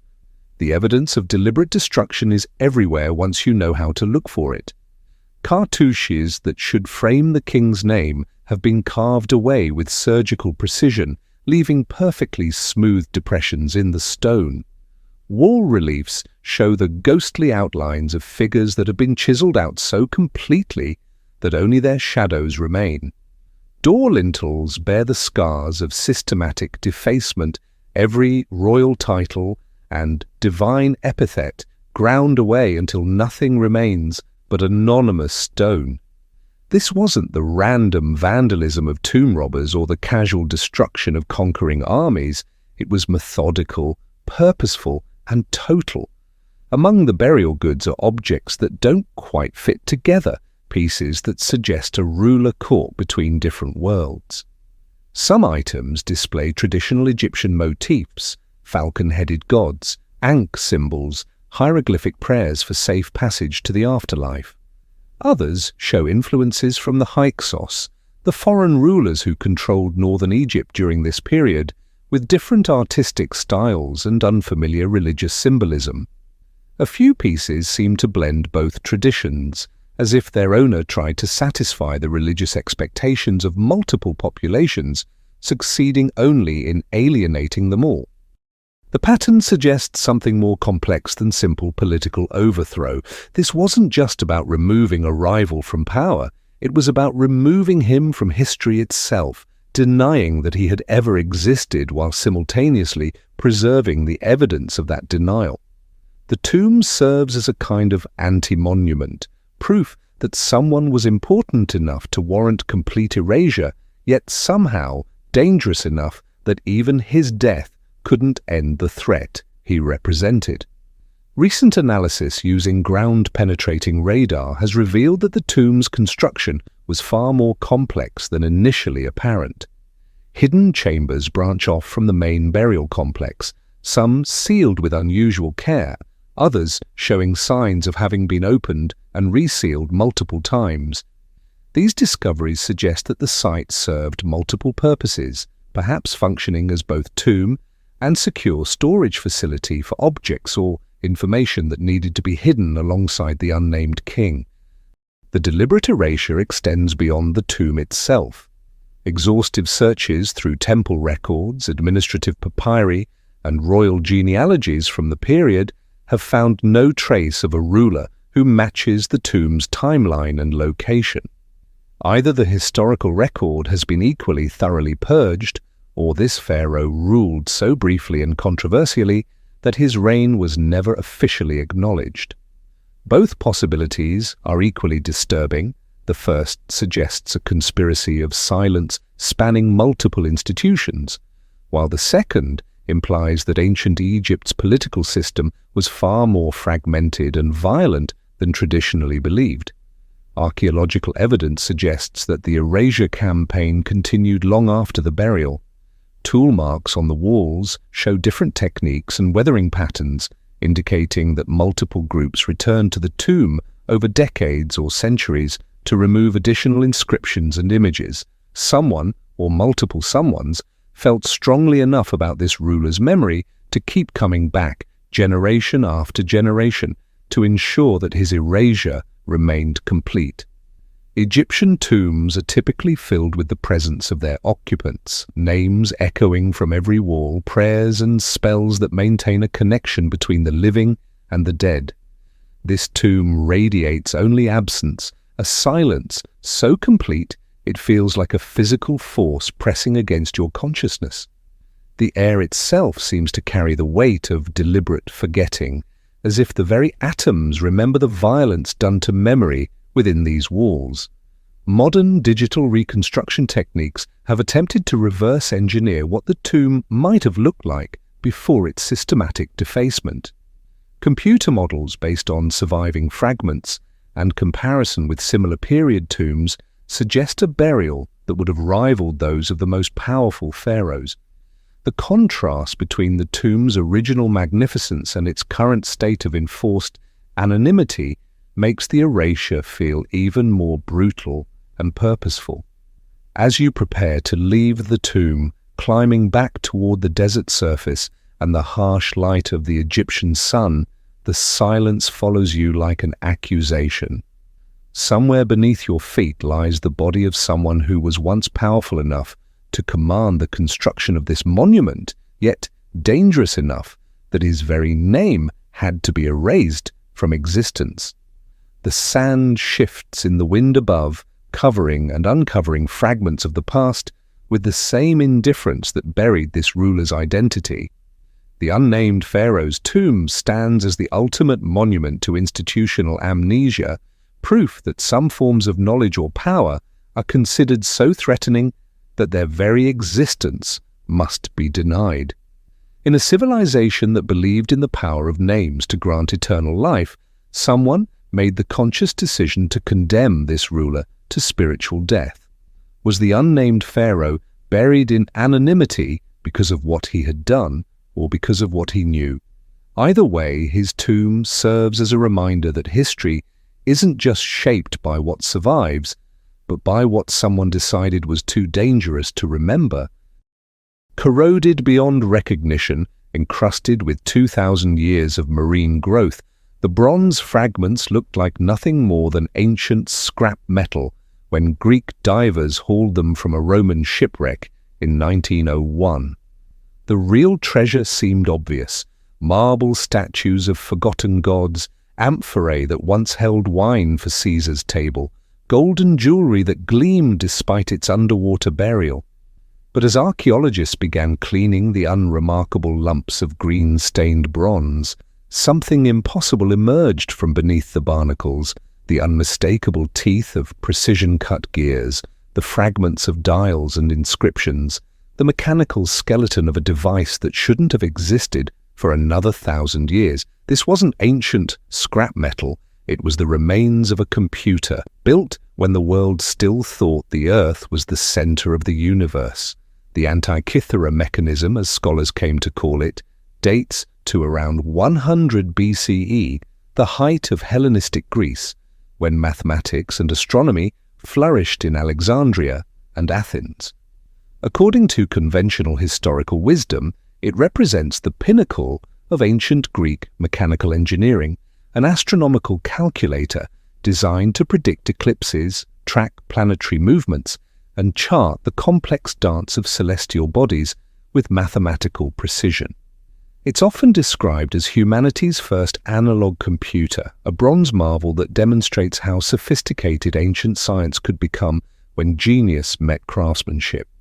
But calling it sophisticated hardly captures the true magnitude of what survived that shipwreck. Modern analysis using CT scanning and X-ray tomography has revealed a mechanism of staggering complexity. At least 37 interconnected bronze gears, some no larger than coins, their teeth cut with tolerances that wouldn't be matched again until the 18th century. The device could predict lunar and solar eclipses decades in advance, track the irregular elliptical orbit of the moon, and possibly even model the movements of the known planets using sophisticated epicyclic calculations that wouldn't be fully understood again until Kepler. What makes the discovery truly unsettling isn't just the mechanism's sophistication, but its complete isolation in the archaeological record. This isn't the refined culmination of a long tradition of mechanical devices. It's a technological eruption that appears without predecessors and vanishes without descendants. No simpler prototypes have been found, no intermediate steps in the development of gear-cutting techniques, no workshop remains or apprentice pieces that might explain how such precision was achieved. The mechanism stands alone in ancient technology, like a skyscraper in a field of mud huts. The gears themselves tell a story that makes engineers uncomfortable. Each tooth is cut with mechanical precision, their spacing calculated to mesh perfectly with neighboring wheels in ratios that reflect deep astronomical knowledge. The bronze was shaped using techniques that required not just mathematical understanding, but metallurgical expertise and tool-making skills that supposedly didn't exist in the ancient world. Some gear ratios correspond to astronomical cycles discovered by Hipparchus, while others reflect calculations that wouldn't be formally documented until centuries later. After this extraordinary flowering of mechanical complexity, the tradition simply died. No later Greek or Roman texts describe similar devices. The knowledge that created the Antikythera mechanism vanished so completely that when mechanical clocks first appeared in European cathedrals around 1300 CE, their makers had to reinvent from scratch many of the same principles that Greek craftsmen had mastered more than a millennium earlier. The gap in technological continuity spans over 1,000 years, too long to be explained by simple loss or decay.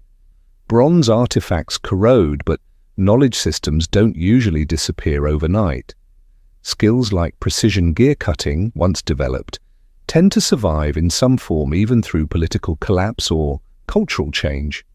The complete absence of mechanical devices between the Antikythera mechanism and medieval clockwork suggests it was systematically abandoned for reasons we can't understand. Recent reconstruction efforts have produced working replicas that demonstrate just how sophisticated the original device was. Bronze gears turn smoothly, dials track celestial movements with digital precision, and the whole mechanism operates with the quiet confidence of modern engineering. It feels simultaneously ancient and futuristic, a glimpse of an alternative timeline where mechanical computation developed 15 centuries earlier than it actually did. The implications extend far beyond astronomy. If Greek craftsmen could build devices this complex for tracking planetary movements, what else might they have been capable of? The same gear-cutting techniques could have been applied to water clocks, automated temple doors, mechanical calculators for mathematical operations, or navigation devices for sea travel. The absence of such artifacts in the archaeological record becomes more significant when you realize that an entire tradition of precision engineering may have existed and vanished without leaving traces. Some researchers have proposed that the mechanism represents not Greek innovation, but borrowed technology from an even older source. The mathematical principles it embodies, complex gear ratios, precise astronomical observations, require generations of accumulated knowledge that the Greeks might not have had time to develop independently. If so, the device might be the last surviving artifact of a technological tradition that stretches back to Babylon, Egypt, or civilizations we haven't yet identified. The mystery deepens when you consider the mechanism's original context. It was found aboard a Roman ship, possibly carrying Greek treasures as war booty or trade goods. But who owned such a device? Was it a working tool for practical navigation and calendar keeping, or an expensive curiosity for wealthy collectors? The sophistication of its construction suggests it wasn't mass-produced, but rather crafted by master artisans for clients who understood its value. Yet no contemporary texts mention such devices. No wealthy Romans boast about owning mechanical marvels in their surviving letters. This device forces us to confront the possibility that ancient civilizations achieved levels of technological sophistication that we've consistently underestimated. If they could build analog computers in 100 BCE, what other capabilities did they possess that left no traces? How many times has human knowledge reached peaks that were subsequently lost, forcing later generations to rediscover principles that were once common understanding? The Antikythera mechanism doesn't just challenge our assumptions about ancient technology, it challenges our faith in the continuity of human progress. We prefer to imagine advancement as a steady climb from primitive to sophisticated, but this device suggests that progress might be more fragile than we like to admit. Knowledge systems that take generations to develop can apparently vanish within decades, leaving only fragments to hint at what was lost.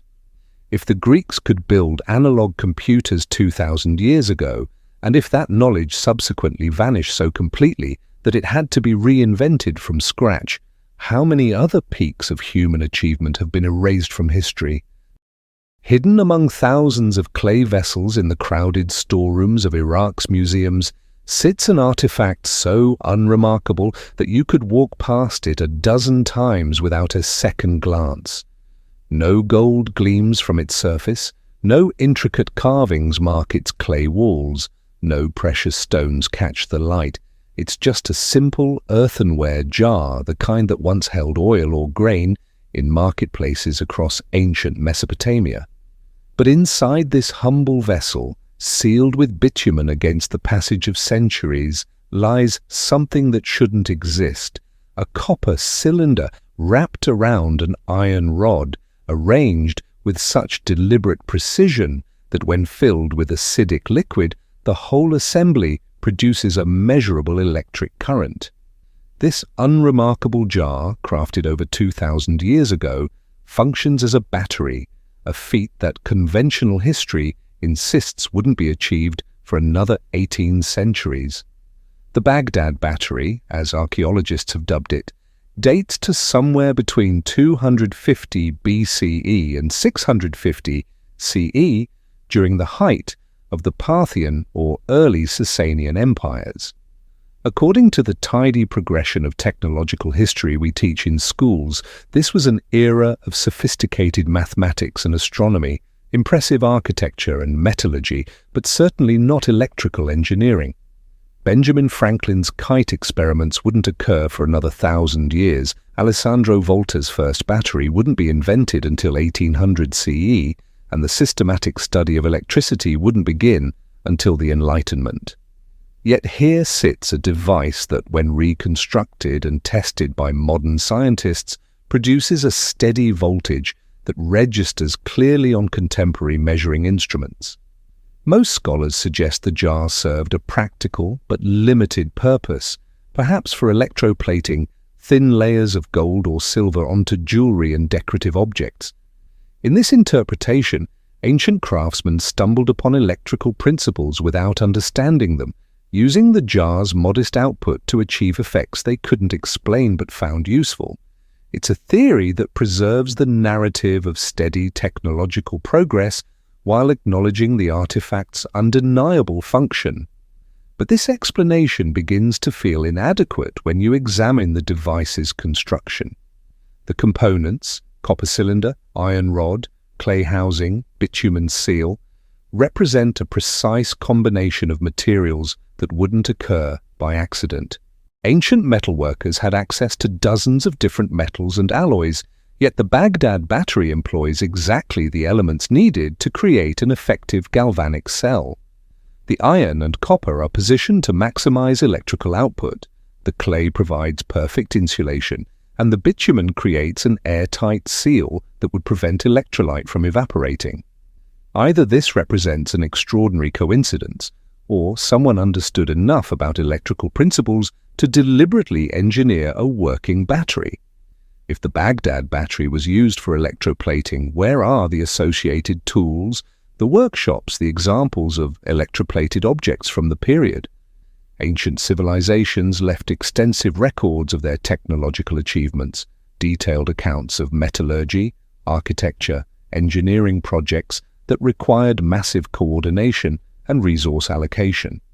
Yet nowhere in Parthian or Sasanian texts is there any mention of electrical devices, electroplating techniques, or anything that might explain how such knowledge developed and how it was applied.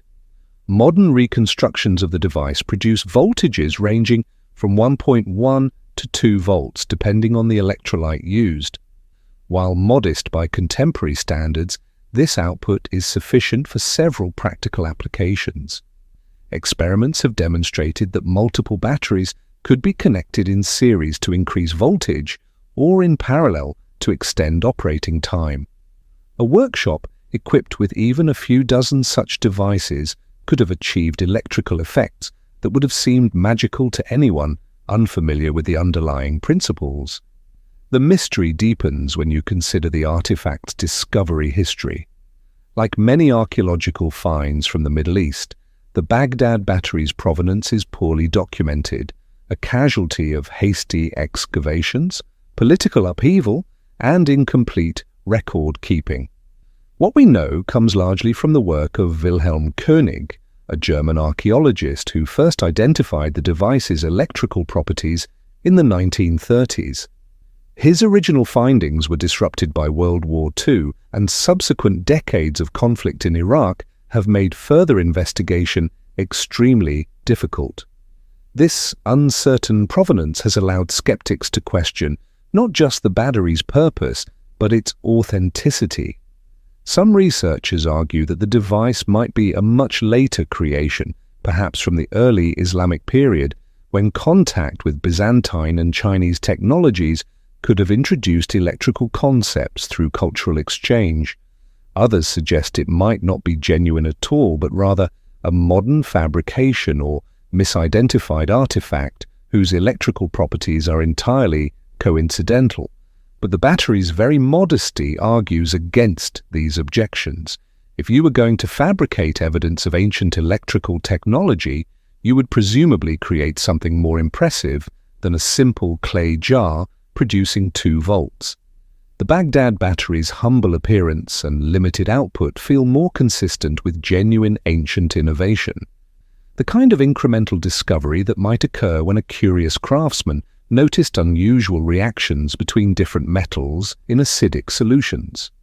Recent analysis using non-destructive scanning techniques has revealed details about the battery's internal construction that support its authenticity. The copper cylinder shows wear patterns consistent with repeated use. The iron rod bears corrosion marks that suggest extended exposure to acidic electrolytes, and the bitumen seal displays aging characteristics that match the proposed ancient timeline. While none of this constitutes definitive proof, it creates a picture of genuine ancient technology rather than modern deception. The complete absence of such technologies from the historical record suggests either that they never existed on a significant scale, or that knowledge of them was deliberately suppressed or accidentally lost. Ancient civilizations were remarkably good at preserving information they considered important: religious texts, legal codes, technical manuals for essential crafts. The fact that electrical technology apparently vanished without leaving textual traces implies either that it was considered unimportant, or that those who possessed such knowledge chose not to share it. The Baghdad Battery forces us to confront the possibility that technological progress isn't as linear or inevitable as we like to believe. If electrical devices existed in ancient Mesopotamia and subsequently vanished for over 1,000 years, what other capabilities have been discovered, lost, and rediscovered throughout human history? How many times have we climbed the same mountains of knowledge only to forget the routes we used to reach the summit? The answer lies buried somewhere in the gap between what we think we know about the past and what actually happened, a gap as wide and mysterious as the silence that surrounds the Baghdad Battery's lonely spark in the darkness of forgotten history. Scattered across farmers' fields from Britain to the Black Sea, buried in Roman ruins and hidden in forgotten hoards, lie artifacts that challenge one of archaeology's fundamental assumptions: that advanced civilizations document their technologies. Over 100 bronze objects have surfaced across the former Roman Empire, each one a hollow 12-sided geometric puzzle roughly the size of a tennis ball. Every face bears a circular hole, every vertex sprouts a decorative knob, every surface shows the careful craftsmanship of skilled metalworkers. They are clearly tools, obviously important enough to manufacture in quantity and distribute across thousands of miles. And they appear in no Roman manual, no technical diagram, no casual mention in any surviving text. For an empire that documented everything from siege engines to breakfast recipes, the complete silence surrounding these objects feels less like oversight and more like conspiracy. The Roman dodecahedrons, as archaeologists have labelled them, present a puzzle that grows more disturbing with each new discovery. These aren't crude trinkets or mass-produced baubles, but precision instruments crafted with the same attention to detail that Romans brought to their engineering masterpieces. The bronze casting required sophisticated metallurgy, the geometric calculations demanded mathematical precision, and the consistent design across vast distances implies centralized planning and distribution. Everything about their manufacture screams important technology, except for the complete absence of any record explaining what that technology actually did. What makes their existence particularly unsettling is how thoroughly they contradict our understanding of Roman administrative culture. This was a civilization obsessed with documentation, whose bureaucrats recorded grain shipments, whose engineers wrote detailed construction manuals, whose generals catalogued every piece of military equipment down to individual arrowheads. Roman technical writers like Vitruvius and Frontinus left us comprehensive accounts of architecture, hydraulics, and siege warfare. Roman artists depicted tools and instruments in frescoes and mosaics with scientific accuracy. Nowhere in this vast documentary record, however, is there even a passing reference to devices that were clearly produced in substantial numbers and distributed throughout the empire. The conventional explanations attempt to force these anomalous objects into familiar categories. Some scholars suggest they were surveying instruments, their holes designed to sight distances or measure angles across terrain. Others propose military applications, range finders for artillery, calibration devices for projectiles, or training tools for soldiers. A few academic papers have argued for civilian uses, candlesticks with the holes serving as wick holders, knitting gauges for sizing gloves, or even children's toys designed to teach geometric principles. Every theory crumbles under scrutiny, though. If dodecahedrons were surveying tools, why don't they appear in Roman engineering contexts, alongside the theodolites and measuring chains that archaeologists do find? If they were military equipment, why are they absent from the detailed accounts of Roman siegecraft and battlefield technology? If they were common household items, why don't they show up in domestic archaeological contexts, mixed with the pottery, lamps, and cooking utensils that define Roman daily life? More troubling is the pattern of their distribution.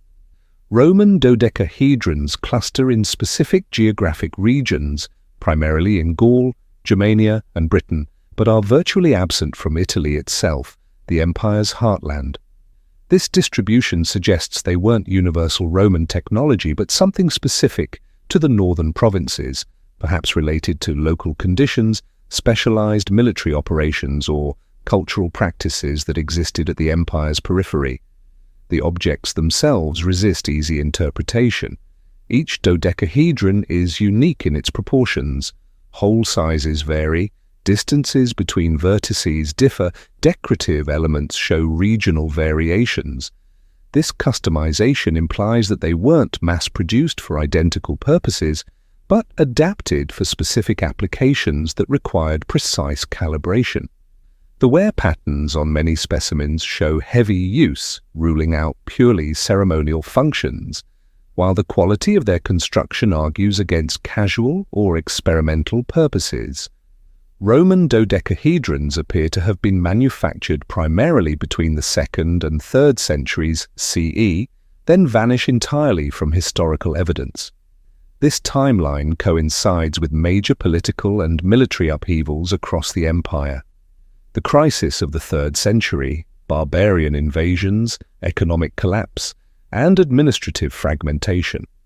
Whatever knowledge system the dodecahedrons represented apparently died during this period of chaos, taking its secrets with it. Recent attempts to reverse engineer their function have yielded intriguing but inconclusive results. Computer modeling suggests the geometric relationships between holes and vertices could have served astronomical calculations, with different hole sizes corresponding to celestial measurements or calendar calculations. Other research has focused on their potential use in optical instruments, with the holes serving as apertures for primitive telescopes or range-finding devices. Some experimenters have demonstrated that multiple dodecahedrons can be combined into complex mechanical systems, their knobs and holes allowing intricate connections that might have powered clockwork mechanisms or computational devices. Unlike most Roman artifacts which feel familiar despite their age, dodecahedrons radiate alien purpose. Their weight distribution seems calculated for handheld use. Their surfaces bear the smooth patina of frequent handling, while their function remains utterly opaque. They feel simultaneously ancient and futuristic, like technology from a parallel timeline where Roman engineering developed along completely different lines. The Roman dodecahedrons pose a question that extends far beyond archaeology.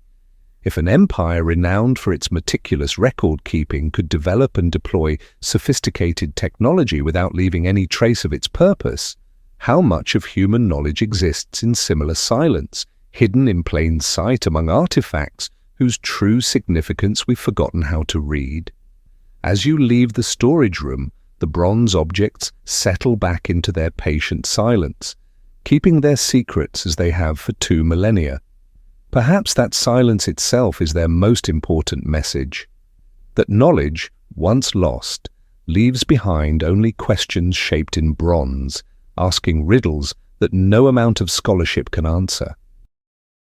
In the absolute darkness of the deep Mediterranean, where pressure would crush human lungs and sunlight has never penetrated, a robot's camera illuminates something that defies the ocean's usual appetite for destruction. Nearly 2 kilometers beneath the surface, beyond the reach of ancient salvagers and modern sport divers, sits a merchant vessel that has waited in perfect stillness for 33 centuries. Its cargo of clay amphora remains stacked exactly as Canaanite sailors arranged them around 1300 BCE, each jar intact, each one positioned as if the crew had simply stepped away for a moment and never returned. This ship sailed when Troy still stood, when pharaohs ruled from Memphis, when the interconnected Bronze Age world seemed permanent and prosperous. Now it rests as a time capsule in a realm so remote that discovering it feels less like archaeology and more like accidentally stumbling into someone else's carefully guarded secret. The wreck represents everything marine archaeologists dream of finding, a vessel preserved in conditions so extreme that decay becomes nearly impossible. At 1,800 meters depth, the ship exists in a world of perpetual winter, where temperatures hover just above freezing, and oxygen levels drop so low that the bacteria responsible for decomposition can barely function. The pressure at this depth would implode most containers, yet the ship's amphorae sit undisturbed, their clay walls holding whatever cargo they carried, when the Mediterranean was a different ocean serving a different world. This doesn't look like a shipwreck in the conventional sense. No scattered debris field, no broken masts, no evidence of the violent death that typically claims vessels at sea. Instead, the ship appears to have simply settled onto the seafloor and gone to sleep. The amphorae remain in neat rows, their arrangement suggesting careful loading rather than the chaotic redistribution that follows maritime disasters. It's as if the ship and its cargo were gently placed in deep storage by some cosmic curator who understood that the ocean floor would serve as the world's most secure archive. The vessel dates to one of history's most pivotal moments, the final century of the Late Bronze Age, when the complex web of Mediterranean civilizations began to unravel in ways that archaeologists still struggle to understand. Within decades of this ship's final voyage, the Mycenaean palaces would be abandoned, the Hittite Empire would collapse, Egyptian power would retreat southward, and the sophisticated trade networks that had connected 3 continents would fragment into isolated enclaves. Some scholars refer to this period as the Late Bronze Age collapse, a mysterious cascade of failures that transformed the ancient world almost overnight. Was this ship simply an unfortunate victim of rough weather, or does its sinking connect to the larger catastrophe that was about to reshape Mediterranean civilization? The timing feels significant rather than coincidental. Perhaps this vessel was fleeing some disaster that was already consuming the coastal cities. Perhaps it carried refugees rather than ordinary trade goods, its amphorae containing not wine or oil, but the portable wealth of families abandoning their homes. Perhaps it was part of the last generation of ships that could still navigate safely between ports that would soon be empty ruins. The complete absence of human remains adds another layer of mystery to an already enigmatic scene. Shipwrecks typically contain the bones of sailors who went down with their vessels, yet the cameras reveal no trace of the crew who presumably sailed this ship to its final resting place. Modern underwater archaeology has revealed that the deep ocean functions as an unintentional museum of human history, preserving artifacts and entire vessels that would have been destroyed or looted if they had sunk in shallower waters. But most deep-water archaeological sites contain fragmentary evidence, scattered pottery, isolated anchors, partial hull sections that hint at larger stories without preserving them completely. The Canaanite wreck is different. It's a complete narrative frozen at the moment of interruption, a book that closed in the middle of a sentence and remained closed for 33 centuries.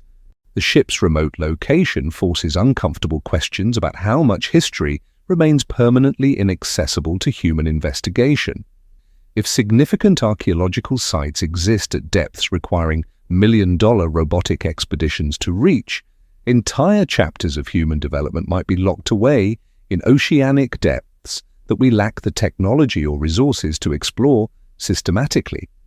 The Mediterranean alone could contain hundreds of Bronze Age wrecks resting at depths that make them effectively invisible to conventional archaeological methods. Sonar surveys detect regular geometric shapes and density anomalies that suggest shipwrecks, but confirming these signatures and studying them in detail remains prohibitively expensive for most research institutions. The Canaanite vessel might represent not an exceptional discovery, but a typical example of what lies waiting in oceanic depths that few humans will ever see. The unopened amphorae represent perhaps the most tantalizing aspect of the discovery. Each jar potentially contains not just physical cargo, but chemical and biological information about late Bronze Age trade, agriculture, and daily life. Ancient wines might preserve grape varieties that no longer exist. Olive oils could reveal cultivation techniques that have been forgotten. Resins and perfumes might contain organic compounds that could revolutionize our understanding of ancient chemistry and medicine. Yet accessing this information would require disturbing an archaeological site that exists in perfect equilibrium, potentially destroying irreplaceable evidence in the process of studying it. The depth that preserves the wreck also makes it a kind of democratic treasure. No nation can claim exclusive jurisdiction over archaeological sites in international waters at depths that exceed current salvage capabilities. The ship belongs to humanity in the most literal sense, yet it remains effectively inaccessible to most of humanity. It exists in a realm that our species can visit only through mechanical proxies, making it feel more like an artifact from another planet than a product of our own civilization. As the robotic lights fade and the Canaanite vessel returns to its absolute darkness, it carries with it questions that extend far beyond maritime archaeology. If the ocean can preserve complete Bronze Age ships for 3 millennia, what else waits in depths we haven't yet learned to explore? How many libraries of human experience rest on seafloors that we traverse daily without suspecting what lies beneath? The ship serves as a reminder that the planet itself maintains archives beyond our capacity to fully catalogue, keeping records of our species' development in storage systems so vast and inaccessible that we're only beginning to imagine their contents. The Canaanite wreck doesn't just preserve ancient cargo, it preserves the humbling recognition that most of human history remains hidden from us, not because it was deliberately concealed, but because the places where it's stored exceed our ability to reach them. 2 miles beneath Antarctica's eternal ice, in a realm of perfect darkness that no human has ever entered, an impossible landscape waits in frozen silence. Radar pulses penetrating the continent's mile-thick armor have traced the ghostly outlines of something that shouldn't exist, a vast network of ancient riverbeds carved when Antarctica was green and warm, preserved in geological amber for 50 million years. These aren't modest streams, but massive waterways rivaling the Amazon and Mississippi. They're meandering channels stretching hundreds of miles across a buried continent, their canyon walls plunging deeper than the Grand Canyon. They flow nowhere now, locked beneath more ice than covers all other continents combined, yet they remain more perfectly preserved than any river system on Earth's surface, as if the planet itself has been keeping a secret archive of worlds that existed before human memory began. The accepted scientific explanation treats these buried rivers as fascinating relics from Antarctica's ancient past, when continental drift and climate change hadn't yet transformed it into Earth's most inhospitable continent. Between 80 and 34 million years ago, Antarctica enjoyed temperate forests and seasonal weather patterns that supported complex ecosystems.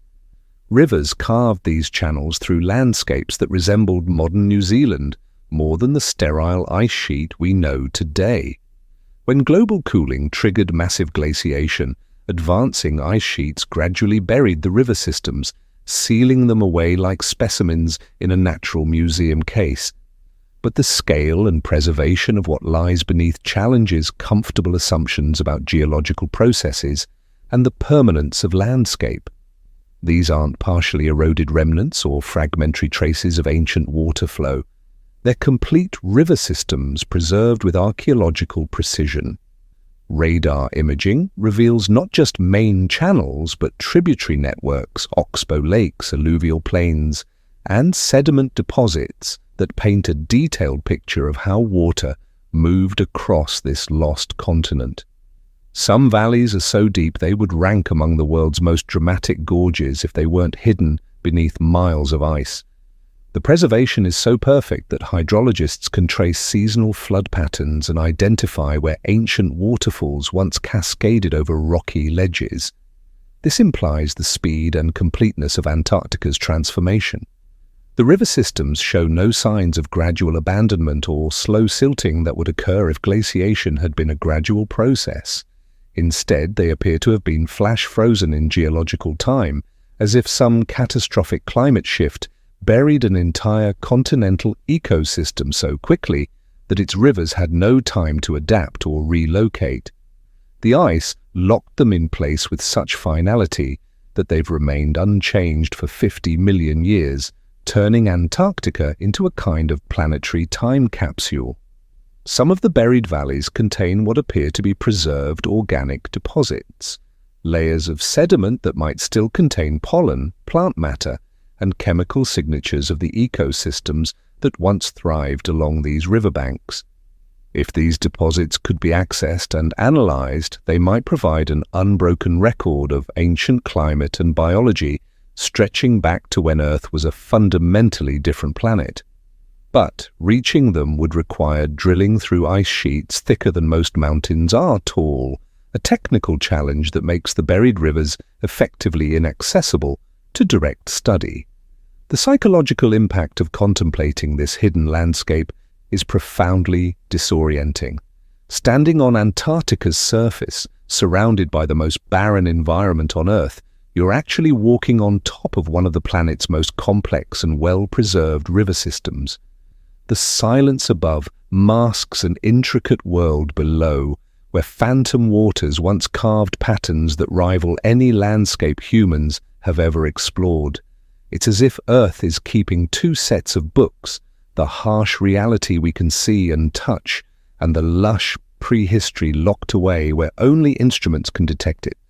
The buried rivers force uncomfortable questions about how much of our planet's history remains hidden from direct observation. If entire continental river systems can be preserved beneath ice for 50 million years, what other landscapes might be sealed away beneath deserts, ocean floors, or geological formations we consider permanent? How many complete ecosystems have been buried by natural disasters, volcanic eruptions, or climate shifts, waiting in perfect preservation for future discovery? Modern climate research has added urgency to these questions. As global warming accelerates Antarctic ice loss, some scientists speculate that parts of these ancient river systems might eventually be exposed again. The prospect is both thrilling and terrifying, the chance to walk through landscapes that haven't seen sunlight since before the age of mammals, but only as a consequence of ice sheet collapse that would reshape every coastline on Earth. The buried rivers might emerge as the surface world they once knew disappears beneath rising seas. Recent studies, using artificial intelligence to analyze radar data, have identified patterns in the buried landscape that suggest even more complex preservation than initially suspected. Some areas show what appear to be ancient lake systems, preserved wetlands, and geological formations that indicate active hydrothermal features. The buried continent might contain not just fossilized rivers, but entire functioning geological processes that have continued in darkness for millions of years, creating a kind of parallel Earth operating according to rules we've never observed. The technical challenges of studying these systems push the boundaries of what's possible with current technology. Even if drilling reached the buried rivers, the ice above is under such enormous pressure that it would likely flow into any shaft, making sustained exploration nearly impossible. The rivers exist in a realm that's physically accessible but practically unreachable, preserved perfectly yet studied only through the ghostly echoes of radar pulses bouncing through miles of compressed ice.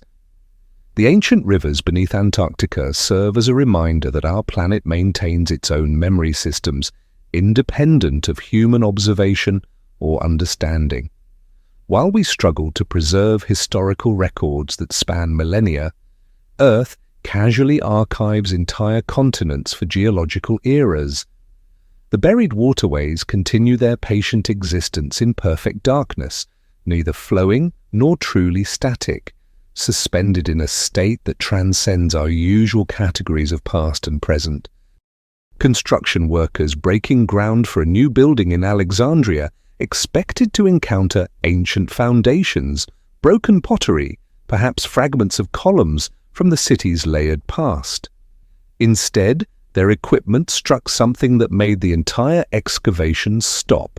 A massive granite sarcophagus nearly 9 feet long and weighing 30 tons, carved from stone so dark it seemed to absorb the Egyptian sunlight. Sealed for over 2 millennia, this coffin demanded attention not through golden treasures or royal inscriptions, but through its oppressive presence, a black monument that felt less like a burial container and more like a warning. When archaeologists finally opened it in 2018, the contents defied every expectation. 3 badly decomposed skeletons floating in a pool of reddish liquid that filled the sarcophagus like some macabre soup, creating an image so disturbing that it spread across global media and inspired thousands of people to petition for the privilege of drinking the mysterious fluid. The discovery sparked immediate speculation about Alexander the Great, the city's founder, whose tomb remains one of archaeology's greatest missing prizes. The sarcophagus possessed the scale and grandeur befitting a legendary ruler, though it bore none of the identifying marks that typically accompany royal burials.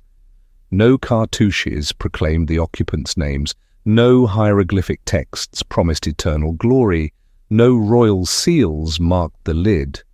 This anonymous magnificence created a paradox. Someone important enough to warrant a monument that required enormous resources to quarry, transport and position, while deliberate efforts had been made to erase any trace of their identity. Laboratory analysis quickly deflated romantic theories about the contents.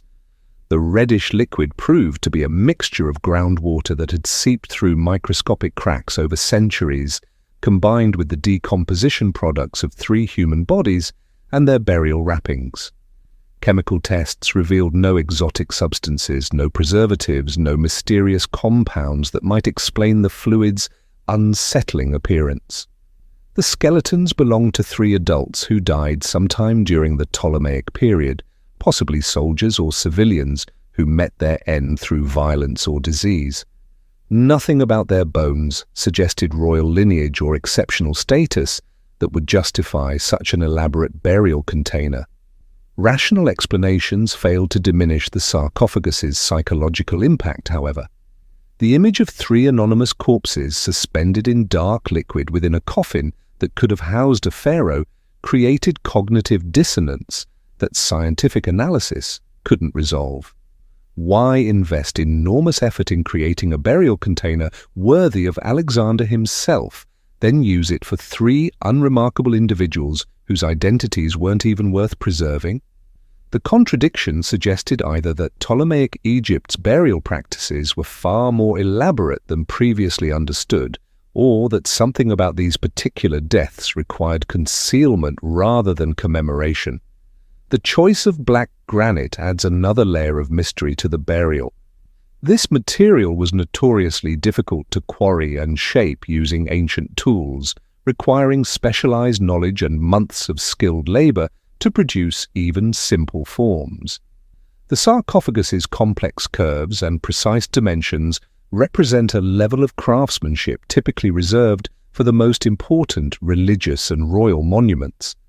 Black granite was particularly associated with permanence and power in Egyptian symbolism, the material of obelisks that were meant to stand forever, of statues that proclaimed divine authority across centuries.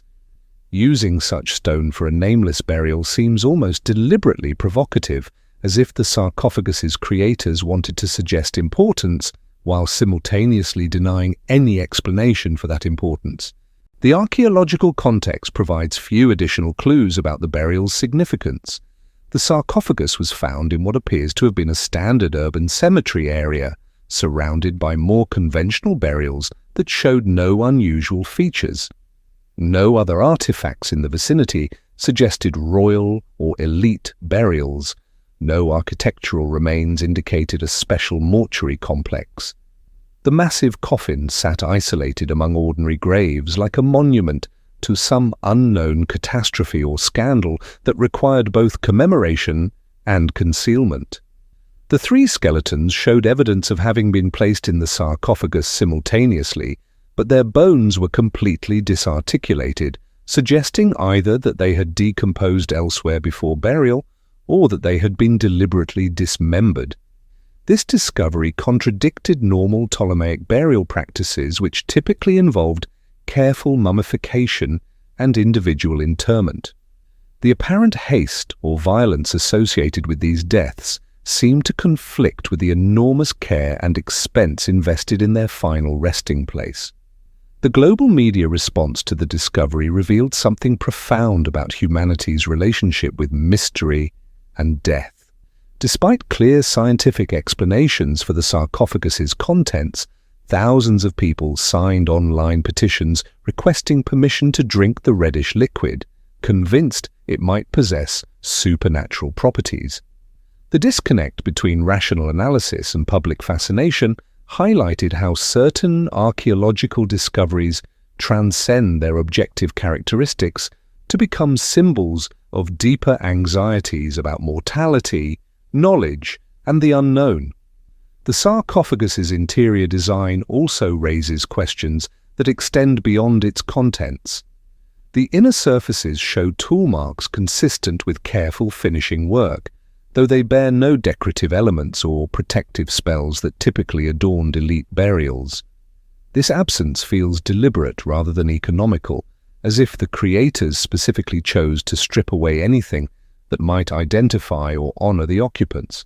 The result is a burial container that maximizes physical permanence while minimizing cultural memory, creating a monument designed to last forever while revealing nothing about who or what it commemorates. Contemporary records from Ptolemaic Alexandria make no mention of unusual burial practices or political events that might explain the sarcophagus's creation. The administrative papyri that survived from this period document everything from tax collection to religious festivals. Still, nothing corresponds to the massive investment of resources that such a burial would have required. Either the burial was conducted in complete secrecy, or the records that might explain it have been deliberately destroyed or lost to time. The public fascination with the discovery has revealed something equally disturbing about contemporary attitudes toward ancient mysteries. Social media responses ranged from legitimate archaeological interest to bizarre conspiracy theories linking the sarcophagus to everything from alien visitation to apocalyptic prophecies. The image of 3 anonymous skeletons suspended in dark liquid triggered responses that seemed disproportionate to the actual archaeological significance of the find, suggesting that certain visual combinations, black stone, red liquid, nameless death, tap into psychological patterns that transcend rational analysis. Archaeological teams have attempted to trace the granite's origin through geological analysis, hoping to understand where and when the sarcophagus was created. The stone appears to have been quarried from the Aswan region, over 500 miles south of Alexandria, requiring enormous logistical coordination to transport such a massive block down the Nile and position it in the burial site. This effort would have been comparable to major royal construction projects, although no contemporary records document such an undertaking for non-royal individuals. The conservation process for the sarcophagus itself has proven challenging in ways that illuminate its unusual construction. The black granite shows signs of having been treated with substances that enhanced its durability but also made it resistant to standard preservation techniques. Some surface elements appear to have been deliberately modified to increase the stone's absorption of light, creating the oppressive visual effect that made the discovery so disturbing. These modifications suggest a level of technical sophistication in stoneworking that exceeds what most Ptolemaic craftsmen are known to have possessed. Recent comparisons with other unusual burials from the same period have failed to identify any precedents for the black sarcophagus's combination of features. While Ptolemaic Egypt produced numerous elaborate burial containers, none share its specific characteristics. The oversized dimensions, the choice of materials, the complete absence of identifying information, and the evidence of multiple simultaneous burials. The sarcophagus appears to represent either a unique historical event or a burial practice so rare that no other examples have survived. The 3 skeletons themselves continue to resist clear interpretation despite extensive forensic analysis. Bone analysis suggests they died around the same time, possibly from violence or disease, but the specific circumstances remain unclear. No artifacts buried with them provide context about their social status, occupation, or relationship to each other. DNA analysis has proven inconclusive due to the degraded state of the remains and contamination from centuries of groundwater exposure. The empty sarcophagus now resides in climate-controlled storage, its contents removed for study, and its story reduced to scientific reports that explain everything except why it exists at all. Museum visitors who encounter it often report feeling unsettled by its presence, as if the dark granite continues to radiate the same oppressive atmosphere that made its discovery so memorable. The absence of its original contents seems to have intensified rather than diminished its psychological impact, transforming it into a pure symbol of mystery divorced from any specific historical context. The black sarcophagus serves as a reminder that some archaeological discoveries resist interpretation, not because evidence is missing, but because they were apparently designed to be incomprehensible. Whether its creators intended to conceal specific information or simply to create an enduring mystery, they succeeded in producing a monument that generates more questions than any reasonable analysis can answer. In the end, the sarcophagus's greatest achievement may be its demonstration that death, when properly orchestrated, can become a form of theatre that continues to perform for audiences its creators never expected to reach. In the blazing heat of an Aswan quarry, where granite cliffs rise like pink monuments to geological time, lies the most ambitious failure in human history. Stretching over 130 feet from end to end, weighing nearly 1,200 tons, a colossal obelisk remains exactly where ancient workers left it, half carved from the living rock. This stone giant was intended to dwarf every monument that had come before it, to stand as the ultimate expression of pharaonic power, yet it never moved an inch from its granite cradle. More disturbing than its abandonment is the question it poses. Even if the ancient Egyptians had successfully completed their carving, how could they possibly have moved something that would challenge the limits of modern heavy lifting equipment? The unfinished obelisk represents an engineering paradox that has puzzled archaeologists since its rediscovery. According to conventional understanding, it was commissioned during the reign of Hatshepsut, the 18th dynasty queen who filled Egypt with monuments designed to legitimize her controversial rule as pharaoh. The official explanation for its abandonment is straightforward. Cracks appeared in the granite as workers carved deeper into the quarry, compromising the stone's structural integrity. Faced with a flawed monument that could never stand safely, the builders had no choice but to abandon their work and move on to more manageable projects. But this tidy explanation begins to crumble when you consider the obelisk's truly staggering proportions. At 1,200 tons, it would have been nearly 4 times heavier than the largest obelisk successfully erected in ancient Egypt. The famous obelisk, now standing in Washington, D.C., weighs 300 tons and required modern machinery to transport and raise. The largest obelisks actually completed by ancient Egyptians cluster around 300 to 400 tons, representing the apparent upper limit of their lifting and transportation capabilities. The unfinished obelisk explodes through this ceiling, suggesting either that ancient engineers possessed techniques far more sophisticated than we've recognized, or that they embarked on a project that was doomed from conception. The quarry itself provides no answers, only deeper questions. The trenches surrounding the obelisk show clear evidence of systematic excavation. Narrow channels cut with dolerite pounders, the preferred tool for working granite in ancient Egypt. These tool marks reveal a methodical, confident approach that suggests the workers expected to complete their task successfully. Yet nowhere in the quarry is there evidence of the massive infrastructure that moving such a monument would have required.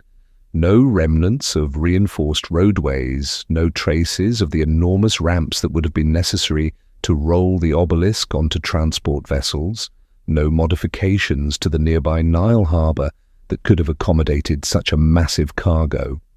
Ancient Egyptian engineering projects left extensive archaeological footprints. The pyramids are surrounded by worker villages, transport ramps, and quarry roads that archaeologists can still trace today. The complete lack of supporting infrastructure around the unfinished obelisk suggests either that plans for its transportation were never developed, or that the intended methods were so different from conventional techniques that they left no recognizable traces. Recent analysis of the obelisk's carving techniques has revealed details that deepen rather than resolve the mystery. The granite surfaces show a level of precision that challenges our understanding of ancient tool capabilities. Some areas are polished to a mirror finish that rivals modern machine work, achieved using techniques that remain unclear.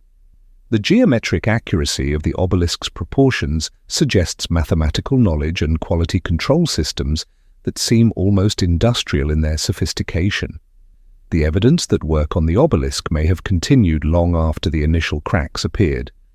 Different sections show varying degrees of completion and different tool signatures, indicating that multiple generations of workers may have returned to the project over decades or centuries.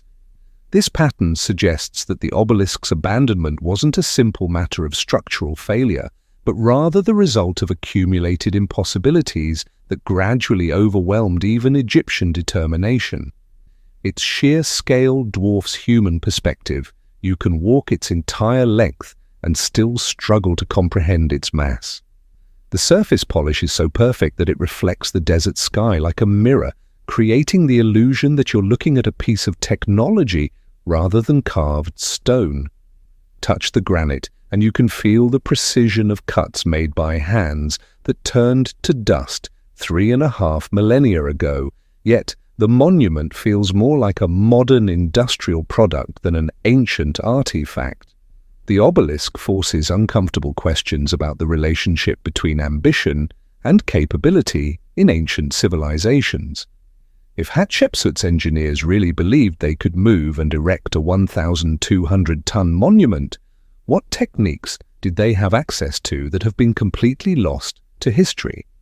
Some researchers have proposed that ancient Egyptians possessed advanced understanding of leverage, counterweight systems, or even acoustic manipulation of stone that would make such projects feasible. Others suggest that the obelisk was never intended to be moved, but rather served as a demonstration project or training exercise for quarry workers. Archaeological evidence suggests that the quarry continued to be used for centuries after the obelisk was abandoned, with workers carefully cutting around the massive stone to extract smaller blocks for conventional projects. This pattern implies that the obelisk wasn't simply forgotten, but actively preserved, maintained as a permanent reminder of either extraordinary ambition or extraordinary restraint. Modern attempts to calculate the logistics of moving the unfinished obelisk have yielded sobering results. Even with contemporary heavy lifting equipment, transporting such a massive stone would require specialized machinery, reinforced roadways, and months of careful planning. Ancient Egyptian techniques, no matter how sophisticated, would have faced seemingly insurmountable challenges in controlling and maneuvering such enormous mass without catastrophic accidents. The obelisk's near completion suggests that its creators believed they had solved these problems. The precision of its carving, the investment of resources, and the systematic nature of the work all point to a project that was expected to succeed.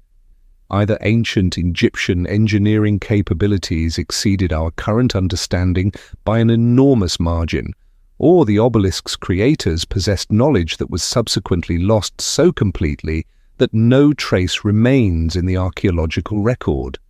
The unfinished obelisk remains where it has always been.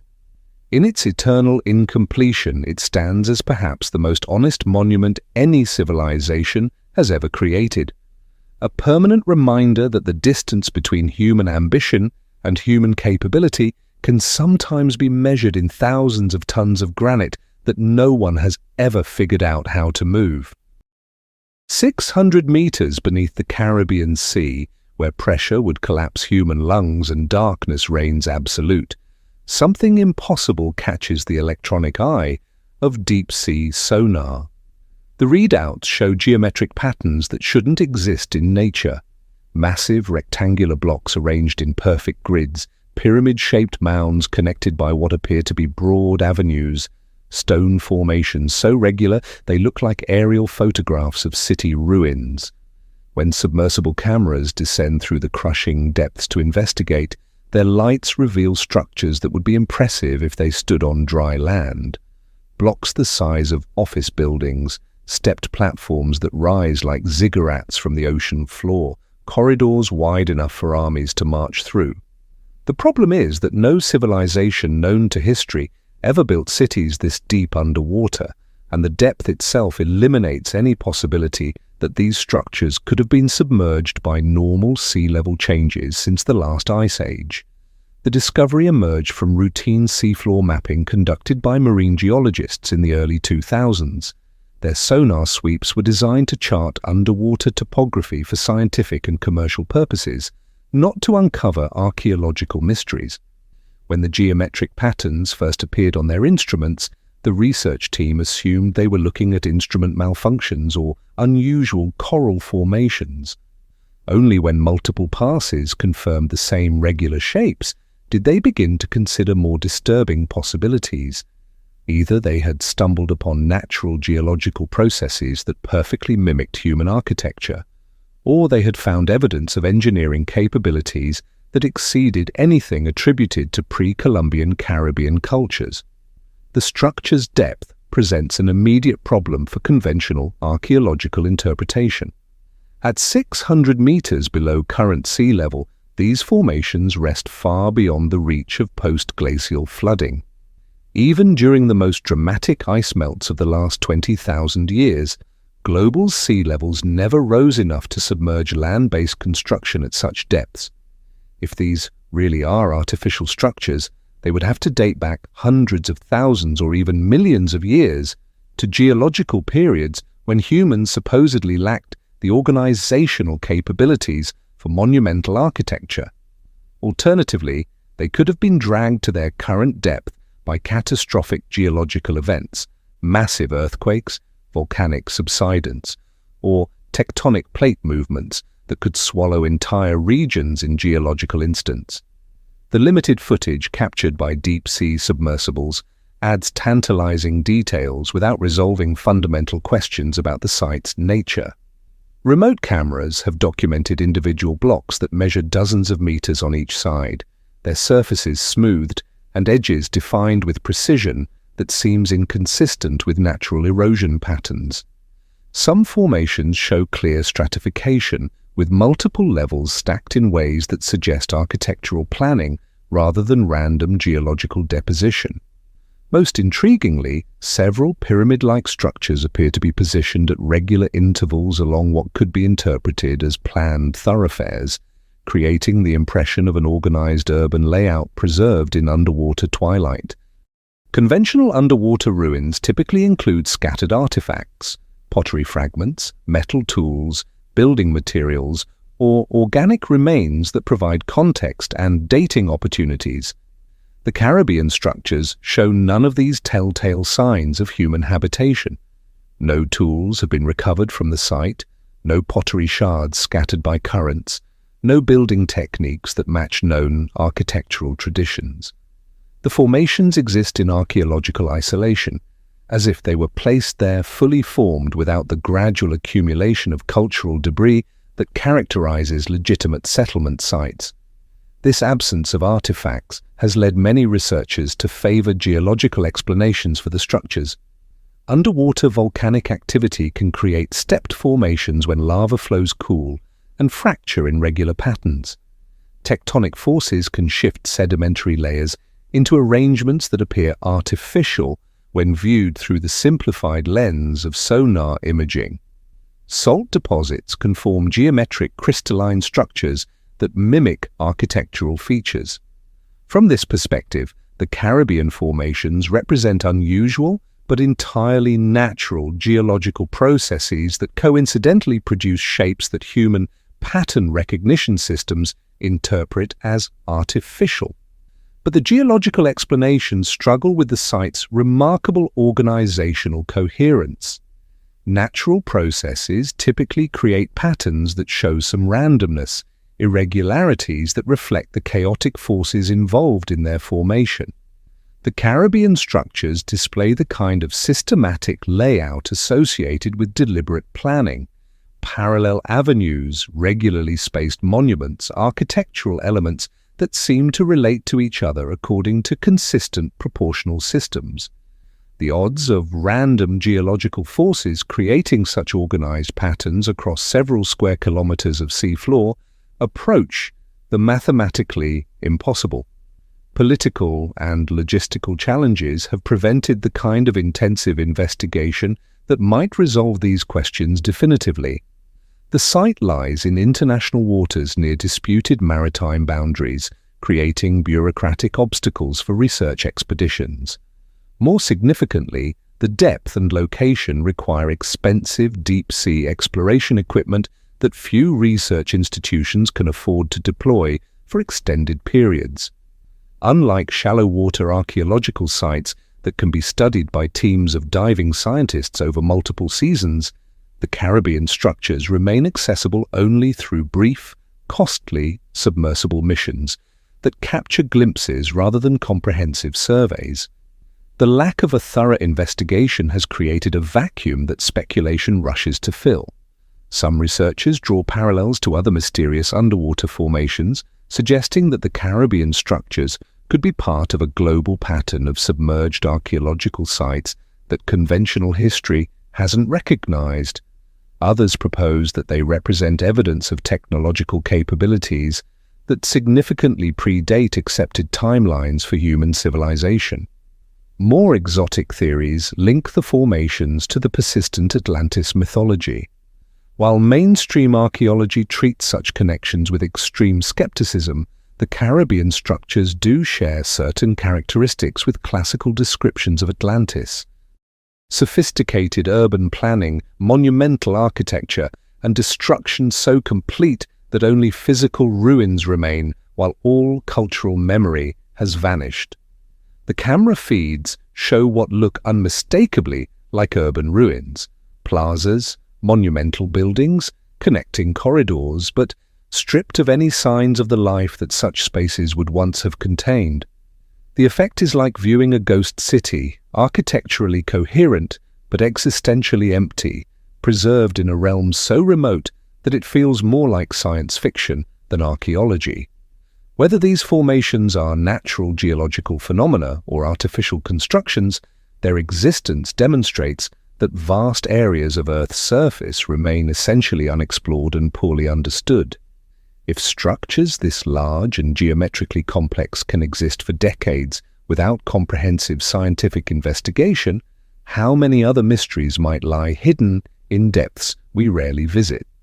The Caribbean formations serve as a reminder that the ocean floor represents one of the least known environments on our planet. They exist in the uncomfortable realm of phenomena that are too strange to ignore but too ambiguous to interpret, challenging our assumptions about both natural processes and human history. Small enough to disappear between your fingers, worn smooth by centuries of handling and soil, a single silver coin sits in a Maine museum asking questions that no amount of scholarly analysis has been able to answer. Discovered in 1957 by amateur archaeologist Guy Melgren while excavating a Native American site near Blue Hill Bay, this unremarkable disc of tarnished metal has spent decades confounding experts who struggle to explain how a Norwegian penny minted between 1065 and 1080 CE ended up buried in New England soil, over 1,000 miles south of the nearest confirmed Viking settlement, and centuries before Columbus supposedly opened the sea lanes between Europe and America. The coin bears the cross and runic inscriptions of King Olaf III, its authenticity confirmed by numismatists, its presence in Maine remaining one of the most persistent anomalies in North American archaeology. The immediate context of the discovery offers few clues. The Maine Penny emerged from the Naskeg Point site, a well-documented Native American settlement that had been occupied intermittently for centuries before European contact. Melgren found it among typical indigenous artifacts, stone tools, pottery fragments, shell middens that told conventional stories about coastal peoples who lived off the sea's abundance. Nothing else at the site suggested Norse presence. No iron rivets from ship construction, no distinctive Nordic metalwork, no architectural features that might indicate Scandinavian influence. The penny appeared in isolation, as if it had materialized from another dimension rather than arriving through any traceable historical process. According to this interpretation, the coin represents the far terminus of an extended trade network that carried European goods across vast distances through indigenous hands. Norse traders operating from their brief settlements in Newfoundland could have exchanged metal objects with local peoples, who then carried them southward through established trade routes that connected Arctic communities with groups as far away as the Gulf of Mexico. Over generations or centuries, a Norwegian coin could theoretically have passed from trader to trader until it reached Maine, where it was eventually lost and forgotten until a 20th century excavation brought it back to light. Extensive archaeological investigations across the maritime provinces and New England have failed to turn up any other clearly Norse artifacts that might mark this supposed trade route. No Scandinavian style beads, no iron tools bearing Nordic manufacturing signatures, no other coins from the same period or region. The Maine Penny stands completely alone, an artifact without a context, a single data point that suggests a pattern but provides no evidence for the larger network that would make such a pattern possible. More troubling is the absence of parallel discoveries. If Norse goods regularly traveled down the coast through indigenous trade networks, we should expect to find them at multiple sites spanning the supposed route. Archaeological excavations in the Canadian Maritimes, which would have formed the logical bridge between known Norse settlements and New England, have produced no evidence of such continental-scale trade in Scandinavian materials. The indigenous peoples of these regions maintained sophisticated exchange networks that moved everything from Great Lakes copper to Gulf Coast shells across thousands of miles, but no other European artifacts from the medieval period have emerged from these thoroughly studied sites. Some researchers have proposed more direct explanations for the coin's presence. Perhaps Norse explorers ventured farther south than history records, making brief landfalls along the New England coast before returning to their documented settlements in Newfoundland. The Norse sagas do mention land south of their known territories, though their descriptions are too vague to pin to specific locations. A small expedition exploring southward along the coast could have stopped at numerous harbours and inlets, leaving behind minimal archaeological evidence, but occasionally losing personal possessions that would only be discovered centuries later. The problem with this theory is the same that haunts all explanations for the Maine Penny: the absence of corroborating evidence. If Norse sailors visited the Maine coast even briefly, they should have left more traces than a single coin. Their ships required repairs and provisioning that would have involved interactions with local materials and peoples. They would have established temporary camps that should contain distinctive refuse patterns. Most importantly, they would have documented such voyages in the detailed sagas that record other Norse explorations, yet no surviving texts describe expeditions to regions that could plausibly correspond to the Maine coast. A third possibility, less romantic but perhaps more probable, suggests that the coin arrived in Maine through much later mechanisms. Colonial-era antiquarians and collectors sometimes possessed medieval European coins that could have been lost or deliberately buried in contexts that created false archaeological associations. A 19th century coin collector visiting the Naskig Point area might have dropped the penny accidentally, where it worked its way into soil layers that made it appear ancient when discovered decades later. This explanation has the virtue of requiring no revision of Viking exploration chronologies, but it relies on coincidences that seem almost as improbable as the alternatives. The coin's metallurgical analysis has provided few additional clues about its journey. Silver isotope studies show that the metal originated in European sources consistent with 11th century Norwegian mining operations, confirming its authenticity as a medieval Scandinavian artifact. But these chemical signatures reveal nothing about when or how the coin traveled to Maine, offering no evidence to distinguish between immediate Viking contact, extended indigenous trade networks, or, much later, collector activity. Modern attempts to trace similar artifacts across North America have yielded mixed results.